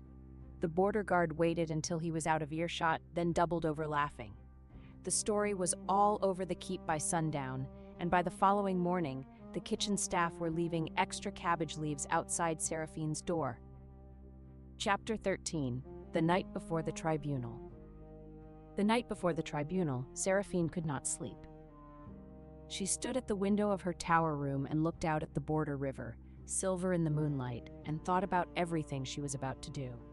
She was about to walk into a room full of people who had watched her be humiliated and demand that they acknowledge her authority. She was about to challenge the man she had loved, outmaneuver the woman who had replaced her, and dismantle the strategy of a family that was older and richer and more powerful than she would ever be. She was terrified. Not of losing. She had done the math. The law was on her side. The evidence was overwhelming. She was terrified of winning. Because winning meant going back. Winning meant returning to the Black Pine Pack, to the halls and hearths and faces of the people who had watched her be set aside and said nothing. Winning meant being responsible again for people who had not fought for her. There was a knock at her door. "It's me," Cale said from the other side. She opened the door. He was standing in the corridor in a dark shirt, his hair slightly disheveled, as though he had been running his hands through it. He looked, for the first time since she had met him, uncertain. "I saw your candle from the yard," he said. "You should be sleeping." "I am aware of what I should be doing." "May I come in?" She stepped back. He entered. The room was small with both of them in it. Small in a way that made the air feel charged, as though the space between their bodies was conducting something that neither of them had named. He stood by the window. She stood by the desk. Clover was asleep in a basket by the fire, a small white comma of fur and contentment. "You're afraid," Cale said. "I am not." "Seraphine." She stopped. He never used her name as a weapon. He used it like a key, gently, precisely, to open something she was trying to keep locked.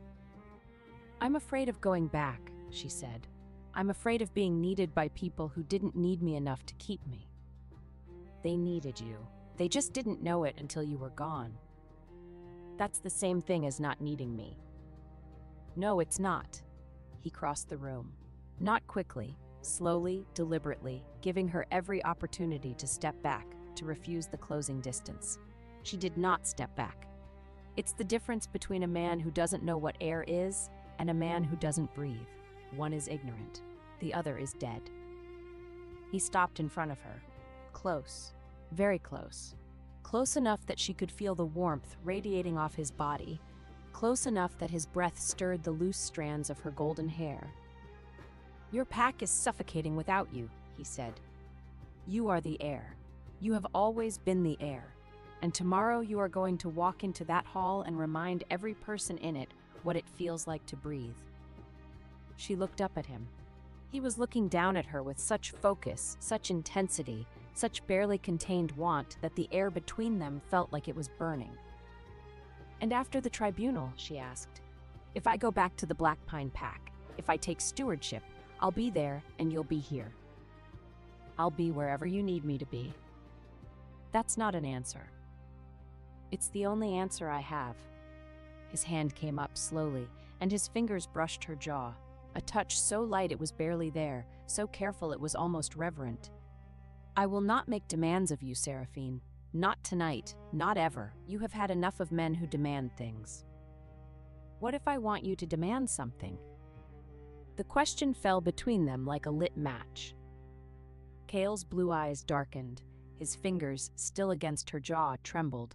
The first time she had ever seen him shake, and the knowledge that her words had caused it made her feel powerful in a way that had nothing to do with debts or trade routes or pack politics. "Then I would demand," he said, his voice low and rough, "that you eat a full supper every day, including vegetables, and that you stop staying up past midnight with your account ledger, and that you—" "Cale." "Let me stand next to you, not behind you, not in front of you, next to you, for as long as you'll have me." The fire crackled. Clover stirred in her basket, thumped once, the soft, sleepy thump that meant all was well in the world, and resettled.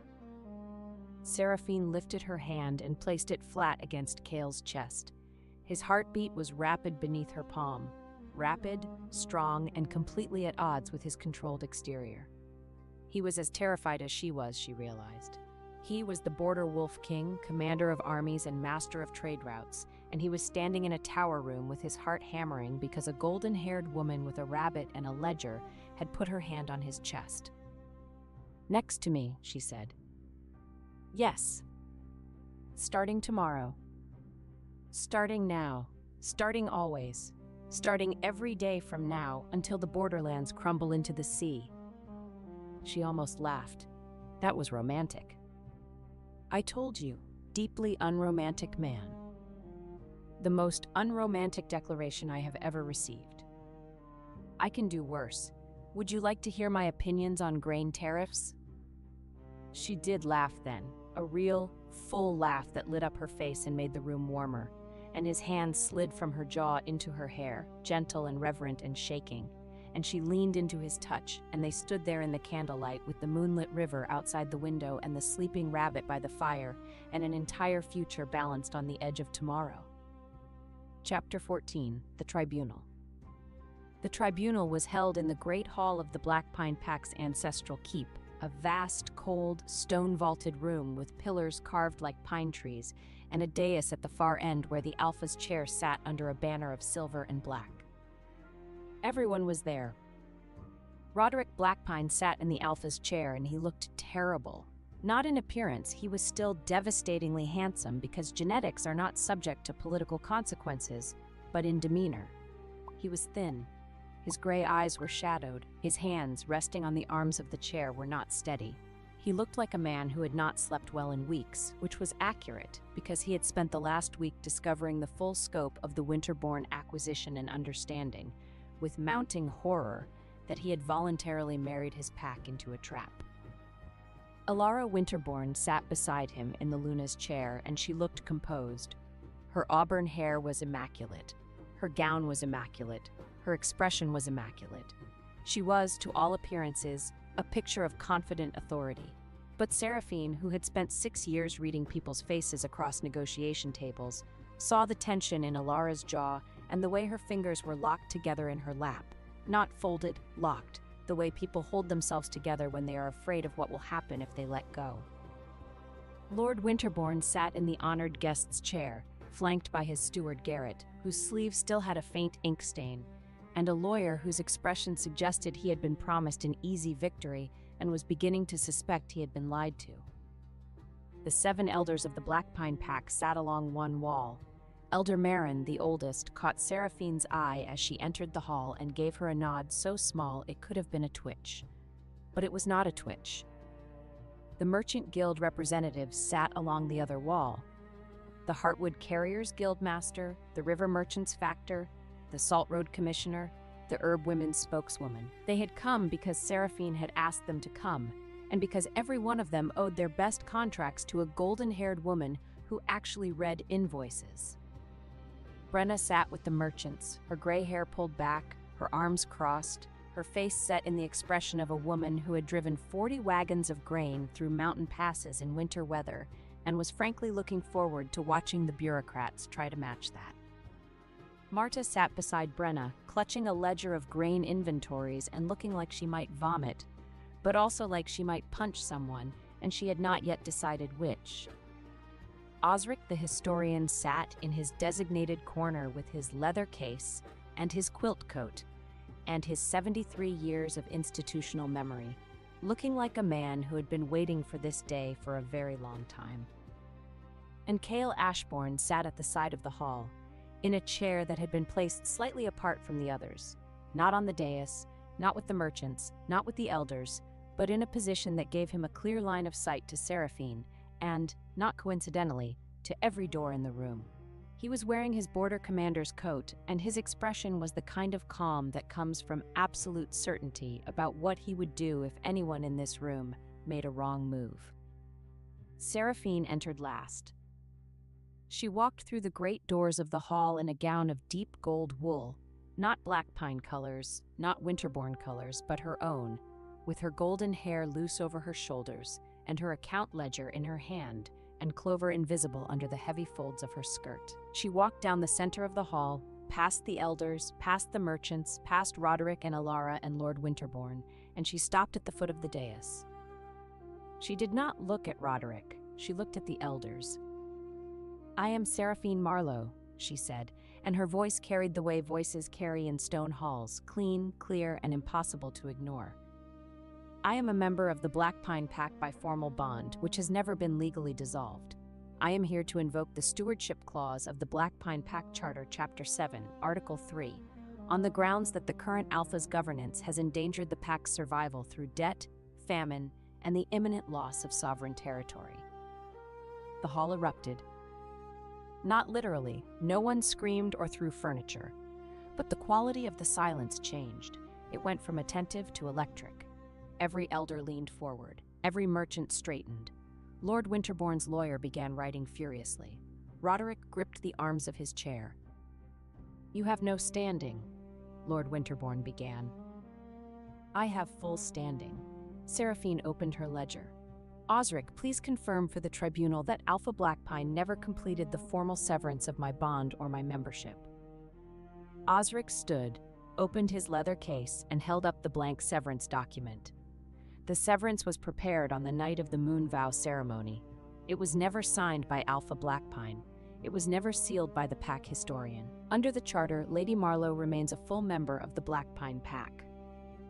Roderick's face went white. He looked at the unsigned document, and Seraphine watched him watched the understanding cross his face like a shadow, that his own carelessness, his own distraction, his own failure to complete a single piece of paperwork had given the woman he had discarded the legal right to challenge him. "That is an administrative oversight," Lord Winterbourne's lawyer said. "It is a legal reality," Seraphine said, "and here is why the Stewardship Clause applies." She laid out her case the way she laid out trade negotiations, clearly, precisely, devastatingly. The debts, the grain crisis, the salt road closure, the medicine shortage, the silver mine default, the northern soldiers stationed in a pack that had not requested them, the northern appointed officials who had replaced loyal pack members, the feed-quality grain shipped at milling grain prices, the treasury lockbox with 2 keys, one of which was held by a woman whose family was systematically stripping the pack's assets. She presented manifests, contracts, correspondence between Lord Winterbourne's banking house and his steward, letters from northern officials that discussed the Black Pine Pack not as an ally but as an acquisition target and a territory in transition. She presented the debt transfer documents, the legal proof that she now held every debt the Winterbourne family had purchased. "The Black Pine Pack owes 4,200 marks, she said. "It owes them to me. I am not here to collect. I am here to forgive these debts in exchange for stewardship. Because the purpose of stewardship is not profit, it is survival." Lord Winterbourne's lawyer was no longer writing. He was staring at the documents with the expression of a man who has just discovered that the ground he was standing on was never solid. These transfers are legally binding, signed by Lord Winterbourne's own financial officers, checked by the Merchant Guild's independent auditors, sealed by the Border Trade Authority under Lord Ashbourne's jurisdiction. She paused. "You are welcome to examine them." He examined them. He examined them for a long time. When he looked up, his face told Lord Winterbourne everything. "The transfers are valid," he said. Lord Winterbourne stood. His composure was cracking, not dramatically, but in the small ways that composure cracks in men who have always controlled every room they entered. A tightening of the jaw, a flattening of the eyes, a voice that was a shade too controlled. "This tribunal has no authority to dissolve a marriage alliance or to interfere with inter-pack trade agreements." "I am not dissolving your daughter's marriage," Seraphine said. "Alpha Blackpine chose Lady Winterbourne. That choice stands. But the trade agreements your family imposed on this pack were not agreements. They were tools of acquisition. And the Stewardship Clause exists precisely to protect a pack from being absorbed by an outside force through debt manipulation." She turned to the elders. "I ask the Council of Elders to rule on my petition. I have demonstrated the debts. I have demonstrated the threat. I have demonstrated my means. 40 wagons of good grain are currently at the border staging point, ready to enter Black Pine territory. Winter fuel, medicine, and craft supplies follow within the week. I am prepared to take stewardship of this pack, forgive its debts, restore its supply lines, and reopen its trade routes." She paused. "All I need is your vote." Elder Marin stood. She was 81 years old, barely 5 feet tall, and she had the moral authority of a mountain. "I have a question," she said.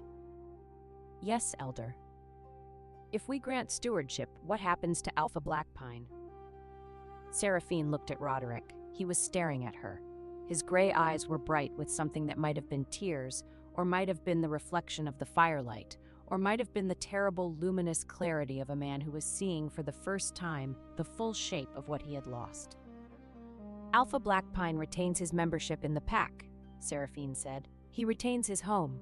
He retains his wolf. But the stewardship clause suspends his governance authority until the pack is restored to stability. He will be assigned duties appropriate to his abilities. He can work. He can serve. He can rebuild trust." She paused. "He cannot lead, not until he learns what leadership actually costs." Roderick flinched as though she had struck him, but he did not protest. He sat in his Alpha's chair and he looked at the woman he had thrown away, and for the first time in his life he did not try to argue or charm or command his way out of a situation. He simply nodded.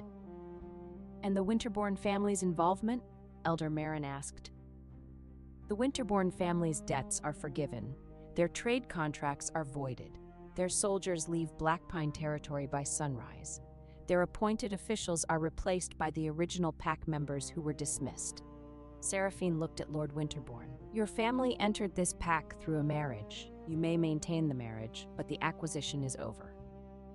And because your escort entered sovereign territory under false commercial papers," Elder Marin added, "the Winterborn Guard will unload and inventory every sealed weapons chest before they leave. Lord Winterborn will stand in the yard and sign each count himself." By noon, the Northern Lord who had arrived wrapped in white fox and certainty would be ankle-deep in black slush beside a wagon line, holding a clipboard with numb fingers, while border guards opened chest after chest of illegal blades. It was not blood. It was worse for a man like him. It was public labor, public mud, and public proof that his beautiful invasion had become paperwork in the snow. Lord Winterborn's thin face was rigid. "You will regret this." "I regret many things, Lord Winterborn. This will not be one of them." And then, because fate has a sense of timing that borders on theatrical, the moment broke.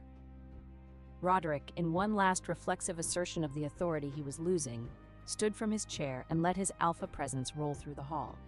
It was not an attack. It was instinct, the desperate, cornered instinct of a wolf who feels his territory slipping away. The pressure wave hit every person in the room, a heavy, suffocating weight of dominance that pushed at the chest and thickened the air. Seraphine felt it. She braced against it. She did not buckle. But under her skirt, Clover felt it too. The thumping started. Soft at first, then faster, then furious. Thump, thump, thump, thump, thump, thump, thump, thump, thump. The sound echoed off the stone floor. In the pressured silence of the hall, it was clearly audible, a rapid, insistent percussion that seemed to come from the base of the dais, from the ground, from the very foundations of the building. Every head turned. Lord Winterborn's lawyer looked at the floor. Garrett, the steward, looked at the floor. Elder Marin looked at Seraphine's skirt with narrowed eyes. Roderick stared, his Alpha presence faltering in confusion. Thump, thump, thump, thump, hump. "What is that sound?" Lord Winterborn demanded. Seraphine looked down at her skirt. She looked at the tribunal. She looked at Roderick, who was still standing, still radiating dominance, still trying to hold on to something that had already slipped through his fingers. She gathered her skirt in one hand. She lifted the hem 8 inches off the stone floor. Clover exploded outward. The rabbit, small, white, furious, and absolutely done with the pressure in the air, burst from beneath Seraphine's skirt with the trajectory of a startled snowball. She hit the dais step, slipped on the polished stone, bounced sideways, and crashed into the wooden document tray that held the tribunal's official seal, inkstand, and signing quills. The tray tipped. The seal rolled. The inkstand, full because Osric had filled it that morning, flipped end over end and landed upside down on the exact spot where Roderick had been resting his hand on the arm of the Alpha's chair. Black ink fountained across the chair arm, across Roderick's sleeve, and across the front of his ceremonial coat. Clover, having achieved maximum chaos by accident and wanting no further part in public law, froze in the middle of the dais. Her dark cherry eyes were wide. Her nose twitched rapidly.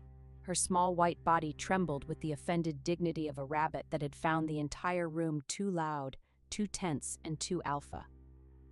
The hall was frozen. Then Elder Marin, 81 years old, 5 feet tall, moral authority of a mountain, began to laugh. Then Elder Marin, 81 years old, 5 feet tall, moral authority of a mountain, began to laugh. It started as a wheeze, progressed to a cackle, and became the kind of full-bodied laughter that makes old women clutch their ribs. Brenna joined in, then Marta, then the Heartwood Guildmaster, then the border guards, then the clerks, then one by one the elders, until the entire hall was ringing with laughter, and Roderick Blackpine was standing on his dais in an ink-splattered coat, while a terrified white rabbit tried to hide behind Seraphine's hem. Cale, from his chair at the side of the hall, watched Seraphine. He was not laughing, he was smiling. Not the 16th of an inch smile, not the full smile, but something else entirely. Something private. Something that he would probably deny later if anyone asked. He was looking at her the way a man looks at the person he is going to spend the rest of his life next to. The person who brought a rabbit to a tribunal and somehow made it the most memorable moment of judicial history. Seraphine bent down and picked Clover up. The rabbit tucked herself against Seraphine's chest and thumped once. Satisfied, definitive, done. "I apologize for the interruption," Seraphine said to the tribunal, her voice perfectly steady despite the fact that her lips were twitching. "My rabbit objects to loud men and poor governance." Elder Marin wiped her eyes. "The associate's feelings are noted." She straightened, still wheezing slightly. "The council will vote. All in favor of granting stewardship to Seraphine Marlowe?" 7 hands rose. Every elder, unanimous. "Stewardship is granted," Elder Marin said. "Lady Marlowe, the Blackpine Pack is yours." Chapter 15. The Homecoming. Seraphine Marlowe returned to the Blackpine Pack on the morning after the tribunal, and she did not return empty-handed. Brenna's 40 wagons of grain rolled through the pack gates at first light, driven by border teamsters and guarded by Iron Ridge riders. Behind the grain came wagons of firewood, tallow, salt, and medical supplies. Behind those came Marta, who walked into the granary she had managed for 15 years, looked at the feed-quality northern grain that had been stored in her absence, said, "Absolutely not," and began organizing the replacement with the focused intensity of a woman who had been personally insulted by substandard wheat. The pack watched from their doorways and windows as the wagons rolled in.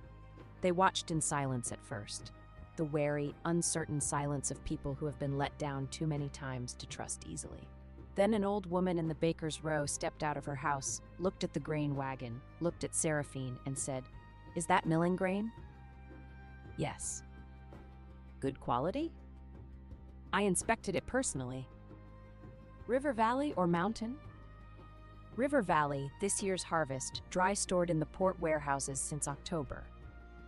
The old woman nodded. Then she did something that broke the silence of the entire street. She applauded. A single, sharp clap that echoed off the stone buildings, followed by another and another. The baker's wife joined, then the cobbler's apprentice, then the families in the doorways, one by one, hands coming together in the cold morning air until the sound rolled up the street like thunder. Seraphine stood in the center of it, golden-haired and straight-backed, with a rabbit under her skirt and a wolf in her chest and tears that she absolutely refused to let fall, and she thought, This is what power is for. The northern soldiers left by midday. Their departure was not graceful. Lord Winterbourne's steward Garrett, who was supervising the withdrawal, managed to trip over a grain sack that Marta had deliberately placed in the narrowest part of the gate corridor. He went down on one knee, his sword caught on his cloak, and his belt pouch split open, sending a cascade of copper coins across the cobblestones.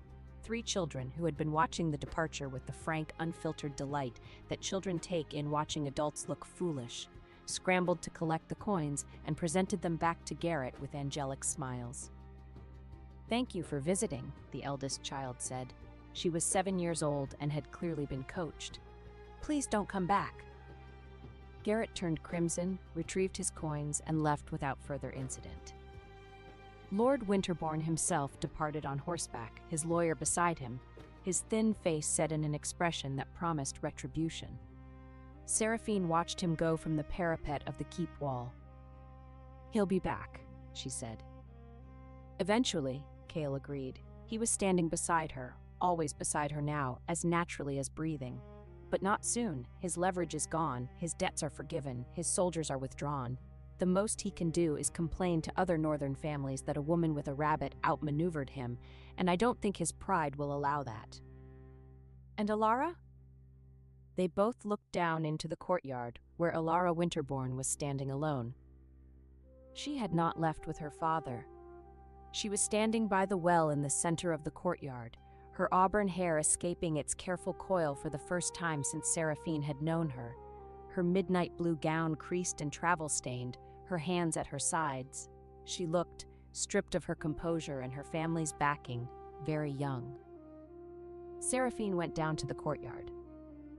They stood on opposite sides of the well, and for a long moment, neither spoke.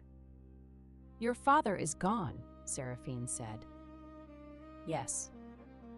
"You stayed." "The marriage is valid. Roderick is my husband. Whatever else has changed, that has not." Alara's voice was steady, but the shadows under her eyes were deep. "Unless you intend to dissolve it." "I don't dissolve marriages, I dissolve bad contracts. Your father's contracts were bad. Your marriage is your own business." Alara looked at her. "You hate me." "I don't hate you. I hate what you were sent here to do. But I watched you in the tribunal, and I don't think you enjoyed doing it." Something cracked in Alara's composure, a small, controlled fracture, like a line appearing in ice. "I was trained," she said, "from the time I was 12. Ledgers, contracts, debt structures, acquisition strategies. My father taught me to see every relationship as a transaction and every weakness as a purchase opportunity. I was very good at it." "You were excellent at it." "I didn't want to be." The words came out fast, as though she had been holding them for a long time. "I wanted to, I don't know, I wanted to be good at something that didn't require making people vulnerable. But my father said that was soft. He said softness was a luxury our family couldn't afford." Seraphine studied the woman who had replaced her. She saw the precision, the training, the cold competence. She also saw the exhaustion underneath it. The weariness of a person who had spent her entire life performing a role that someone else had written. "You are good at accounts," Seraphine said. "You are good at reading contracts, managing numbers, seeing patterns. Those are valuable skills. They do not have to be weapons." "What else can they be?" "Tools. For building something instead of taking something apart." She paused. "The pack needs a treasury manager. Someone who understands debt, credit, and financial structures. Someone who can prevent the kind of crisis your father's family exploited. It would not be a glamorous position. It would not be the Luna's chair, but it would be useful, and it would be yours." Alara stared at her. "You're offering me a job." "I'm offering you a choice. You can go back to your father and be his instrument again, or you can stay here and be something else." The crack in Alara's composure widened. Her pale eyes filled, not quite with tears, but with the precursor to tears, the bright, painful pressure that comes when a person is offered something they did not expect and are not sure they deserve. "I'll stay," she said. Seraphine nodded. "Good. Your first task is to audit the northern grain that was delivered during your tenure. Marta says half of it is feed quality. I want to know exactly how much we were overcharged, because I intend to send the invoice to your father." Despite everything, despite the wreckage of her plans, the humiliation of the tribunal, the collapse of her family's strategy, Alara Winterbourne laughed. It was a small, startled, genuine sound, and it made her look, for the first time, like a woman rather than a strategy. "I deserved that," she said. "You did. But you also deserved a choice, and now you have one."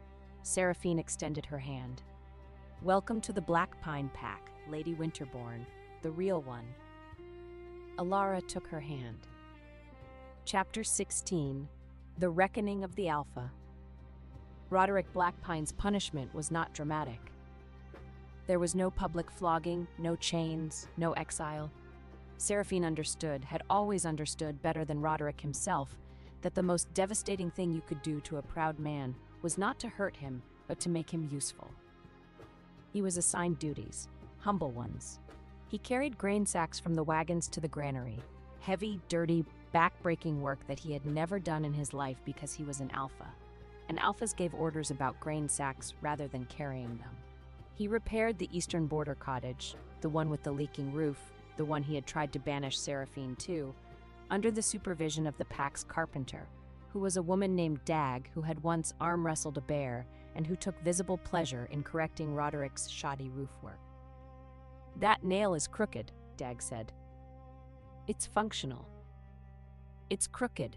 Pull it out and do it again. Lady Marlowe lives in a keep with straight nails. The least you can do is provide the same standard for the cottage." Roderick pulled the nail and did it again. He did not complain. He had lost the right to complain in the Moonvow Hall, and he knew it. He saw Seraphine every day. She was everywhere, in the granary checking stores, in the guild hall negotiating contracts, in the elders' meeting room discussing winter preparations, in the kitchen garden where Clover had established a small but resolute empire among the remaining cabbage plants. She was golden-haired and efficient and calm, and she was building something extraordinary out of the wreckage he had created. And every day the distance between them grew, because he could see her, and she no longer looked at him. On the 5th day of his penance, he was stacking firewood in the courtyard when Seraphine walked past with Kale. They were discussing trade route adjustments, the kind of practical, detailed conversation that Roderick had always found tedious and that Seraphine made sound like poetry.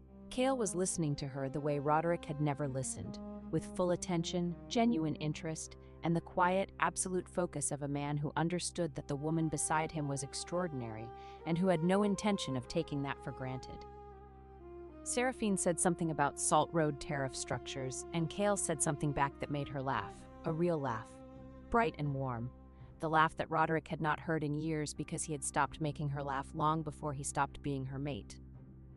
And then Kale's hand settled on the small of her back as they walked through a doorway, an easy, natural touch, the touch of a man who was allowed to touch and who touched not to claim but to connect.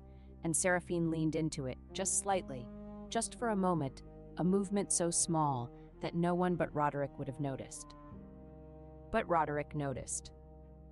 He stood in the courtyard with an armload of firewood and watched the woman he had loved walk away with a man who was better than him in every way that mattered, and the wood was heavy, and the air was cold, and the fire in his chest was the kind that burned without warmth.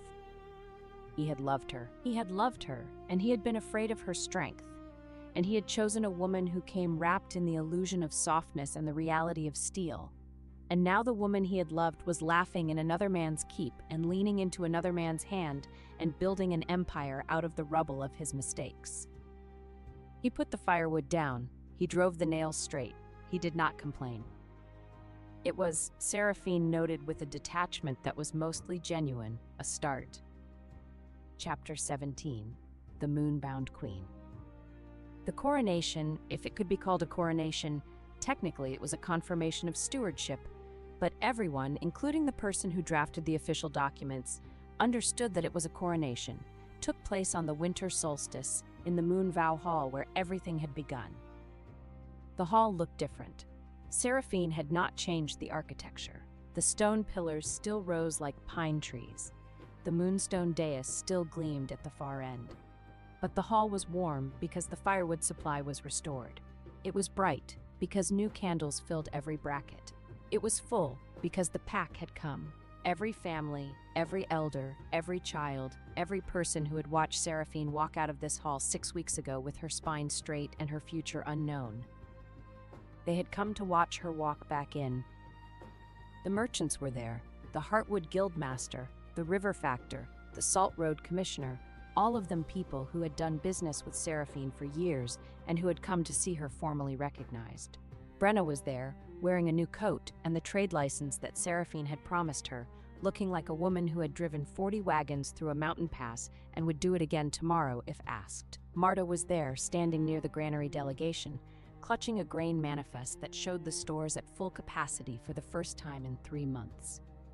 Osric was there, in his quilt coat, holding the charter as though it were a holy relic, which to him it was. Alara was there. She sat in the second row, not the first, in a plain woolen gown instead of midnight blue velvet. She looked composed, but differently composed. Not the composure of a woman maintaining a mask, but the composure of a woman who was discovering, tentatively, what her face looked like without one. She was holding a ledger, the treasury audit she had completed at Seraphine's request, and when Seraphine's eyes found her, she gave a small nod that contained, if you were looking for it, something that might have been gratitude. Roderick was there. He stood at the back of the hall, near the doors. He was wearing a plain coat, no ceremonial silver, no Alpha's insignia. He had come not because he was required to, but because, for the first time in his life, he wanted to be present for something that was not about him. And Cale was there. He stood at the front of the hall, near the dais, but not on it. He was wearing his commander's coat, the dark leather and gray fur that had become, for Seraphine, the most comforting sight in the world. His blue eyes were on her as she walked the length of the hall, and his face held nothing, no mask, no composure, no strategic neutrality. Just warmth. Pure, unguarded, unflinching warmth. Seraphine walked to the dais. Elder Marin met her there, holding the old silver circlet of the Black Pine Pack's ruling authority, the same circlet that had been worn by every leader since the pack's founding, simple and ancient and heavy with history.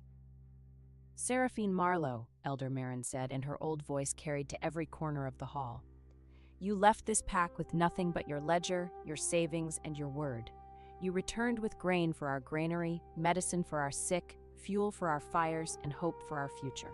You purchased our debts and forgave them. You uncovered the threat to our lands and defeated it. You did all of this not with armies or wealth or family name, but with the intelligence, the relationships, and the relentless competence that this pack took for granted and very nearly lost." The hall was silent. Absolutely, profoundly silent. "I ask whether this woman, who has earned the loyalty of every trade partner, the respect of the Border Wolf King, the gratitude of Black Pine, the trust of Iron Ridge, and the very loud approval of a particular rabbit, should be recognized not as a temporary steward, but as what she has already become on every road, in every granary, and at every bargaining table, a queen." She held up the circlet. "I ask whether this woman, who has earned the loyalty of every trade partner, the respect of the Border King, the gratitude of her people, and the trust of a very particular rabbit, should be recognized not as a steward, but as what she has always been, a queen." The response was not a vote, it was a roar. The pack rose to its feet. The merchants rose. The border guards rose. Brenna stamped her boots on the stone floor so hard that the sound echoed like thunder. Marta clapped until her calloused hands were red. The children in the front row cheered with the unself-conscious delight of people who did not understand politics, but understood that the nice lady who remembered their names was in charge now, and things were going to be better. Elder Marin placed the circlet on Seraphine's golden hair, and Seraphine closed her eyes for 1 second, one single second of pure, private feeling, and then opened them. "I accept," she said, "not because I wanted this, but because this pack deserves someone who will choose its people over her pride. I will rebuild what was broken. I will protect what is ours, and I will never, ever let anyone use our vulnerabilities against us again." She turned to face the hall, and the hall looked back at her, and what they saw was not a discarded Luna, or a scorned woman, or a convenient administrator. They saw a queen. The moonbound queen of Black Pine, Iron Ridge, and the eastern trade roads. Under her skirt, Clover thumped once, soft, certain, final. The reception after the coronation was chaotic and joyous and involved a great deal of good milling quality bread, the first the pack had tasted in weeks. Marta had personally supervised the baking, and she stood near the bread table with an expression of fierce maternal pride, as though each loaf were a child she had raised from dough. Brenna cornered the Heartwood Guildmaster and negotiated a reduced transport rate for spring deliveries, while he was distracted by Honeymead. The Guildmaster agreed to terms he would later describe as generous and possibly the result of mild inebriation. But by then the contract was signed. Osric sat in his corner and cried quietly into his quilt coat, which was the happiest Seraphine had ever seen him. One of the younger border guards, a sandy-haired man named Finn, who had been assigned to Seraphine's escort during the grain runs, brought her a cup of mead and said with the earnest directness of a 23-year-old who had been thoroughly smitten for weeks, "My lady, if there is ever anything you need, anything at all, I am entirely at your service." "Thank you, Finn." "Anything, day or night, rain or shine, I mean that quite seriously." "I know you do." Kale, who had appeared at Seraphine's shoulder with the silent, lethal efficiency of a man who had a sixth sense for when younger men were being too attentive to the woman beside him, said, "Finn." "My lord?" "The Eastern Watchtower needs a night patrol." "Now, my lord." "Now, Finn." Finn left, looking slightly dazed but fundamentally unharmed. Seraphine looked at Kale. Kale looked at his mead. "That was unnecessary," she said. "The Eastern Watchtower is chronically understaffed." "You're jealous." "I am strategically allocating personnel." "You are jealous, and you are bad at hiding it." "I am the Border Wolf King. I do not get jealous. I get territorial." He paused. "There is a significant difference." "Is there?" "Jealousy is irrational. Territoriality is biological." "And which biological impulse prompted you to send a 23-year-old to a watchtower in the middle of winter?" "The one that responds to men who say day or night, rain or shine to women who are not their mates." He took a sip of mead.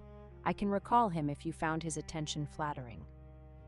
"I found his attention sweet." "Sweet." The word came out as though it had personally offended him. "I will endeavor to be sweet. Would you like me to bring you mead and make earnest declarations? I can attempt an expression of youthful devotion. I should warn you, my face may not cooperate." Seraphine laughed. She laughed so hard she had to put down her own cup. And when she straightened, Kale was looking at her with that expression. The one that was not the 16th of an inch smile or the full smile, but something else. Something that he had stopped trying to hide. "Come outside," she said. They went to the courtyard. It was cold and clear, and the moon was full, an enormous luminous moon that turned the snow on the mountains into silver and made the world look like it had been painted in light. They stood side by side, the way they had been standing for weeks, always side by side, always close enough to touch, always just barely not touching. "I have something to ask you," Seraphine said. "Ask." "I am the Queen of the Black Pine Pack. My territory borders yours. Our trade routes are interconnected. Our supply chains are integrated. From a strategic perspective, an alliance between our packs would be mutually beneficial." "From a strategic perspective," Kale repeated. "Yes, and from a personal perspective," she turned to face him, "I would very much like to stop pretending that I am not in love with you." The moonlight caught his face, the scar, the blue eyes, the jaw. The expression that was no longer guarded, no longer measured, no longer anything other than what it was. A man looking at the woman he loved with the relieved, wondering joy of someone who had been waiting for permission to stop holding his breath. "I was not pretending," he said. "You were a little bit pretending." "I was strategically managing my emotions." "You were pretending." "I was. All right, I was pretending." He took her hand. Both hands. He held them the way he had held them on the mountain pass, warm, steady, certain. "I have been pretending since the moment I saw you in that way station, covered in mud, clutching an account ledger, with a rabbit in your cloak and your spine straighter than my sword. I have been pretending through every meeting, every trade negotiation, every blizzard cloak and mountain pass and midnight account session. I have been pretending because you had just been betrayed by a man who used love as leverage, and I would rather have pretended for the rest of my life than make you feel that my love came with a price." "It doesn't come with a price?" It comes with a standing interest rate, an annual review, and a penalty clause for insufficient vegetable consumption at supper. She hit his shoulder. He caught her hand and held it against his chest, where his heart was beating fast and hard beneath the leather and fur and the warm solidity of him. "Seraphine Marlowe," he said, "moonbound queen, most formidable woman in the borderlands. Will you choose me? Not because you need me. Not because I am useful.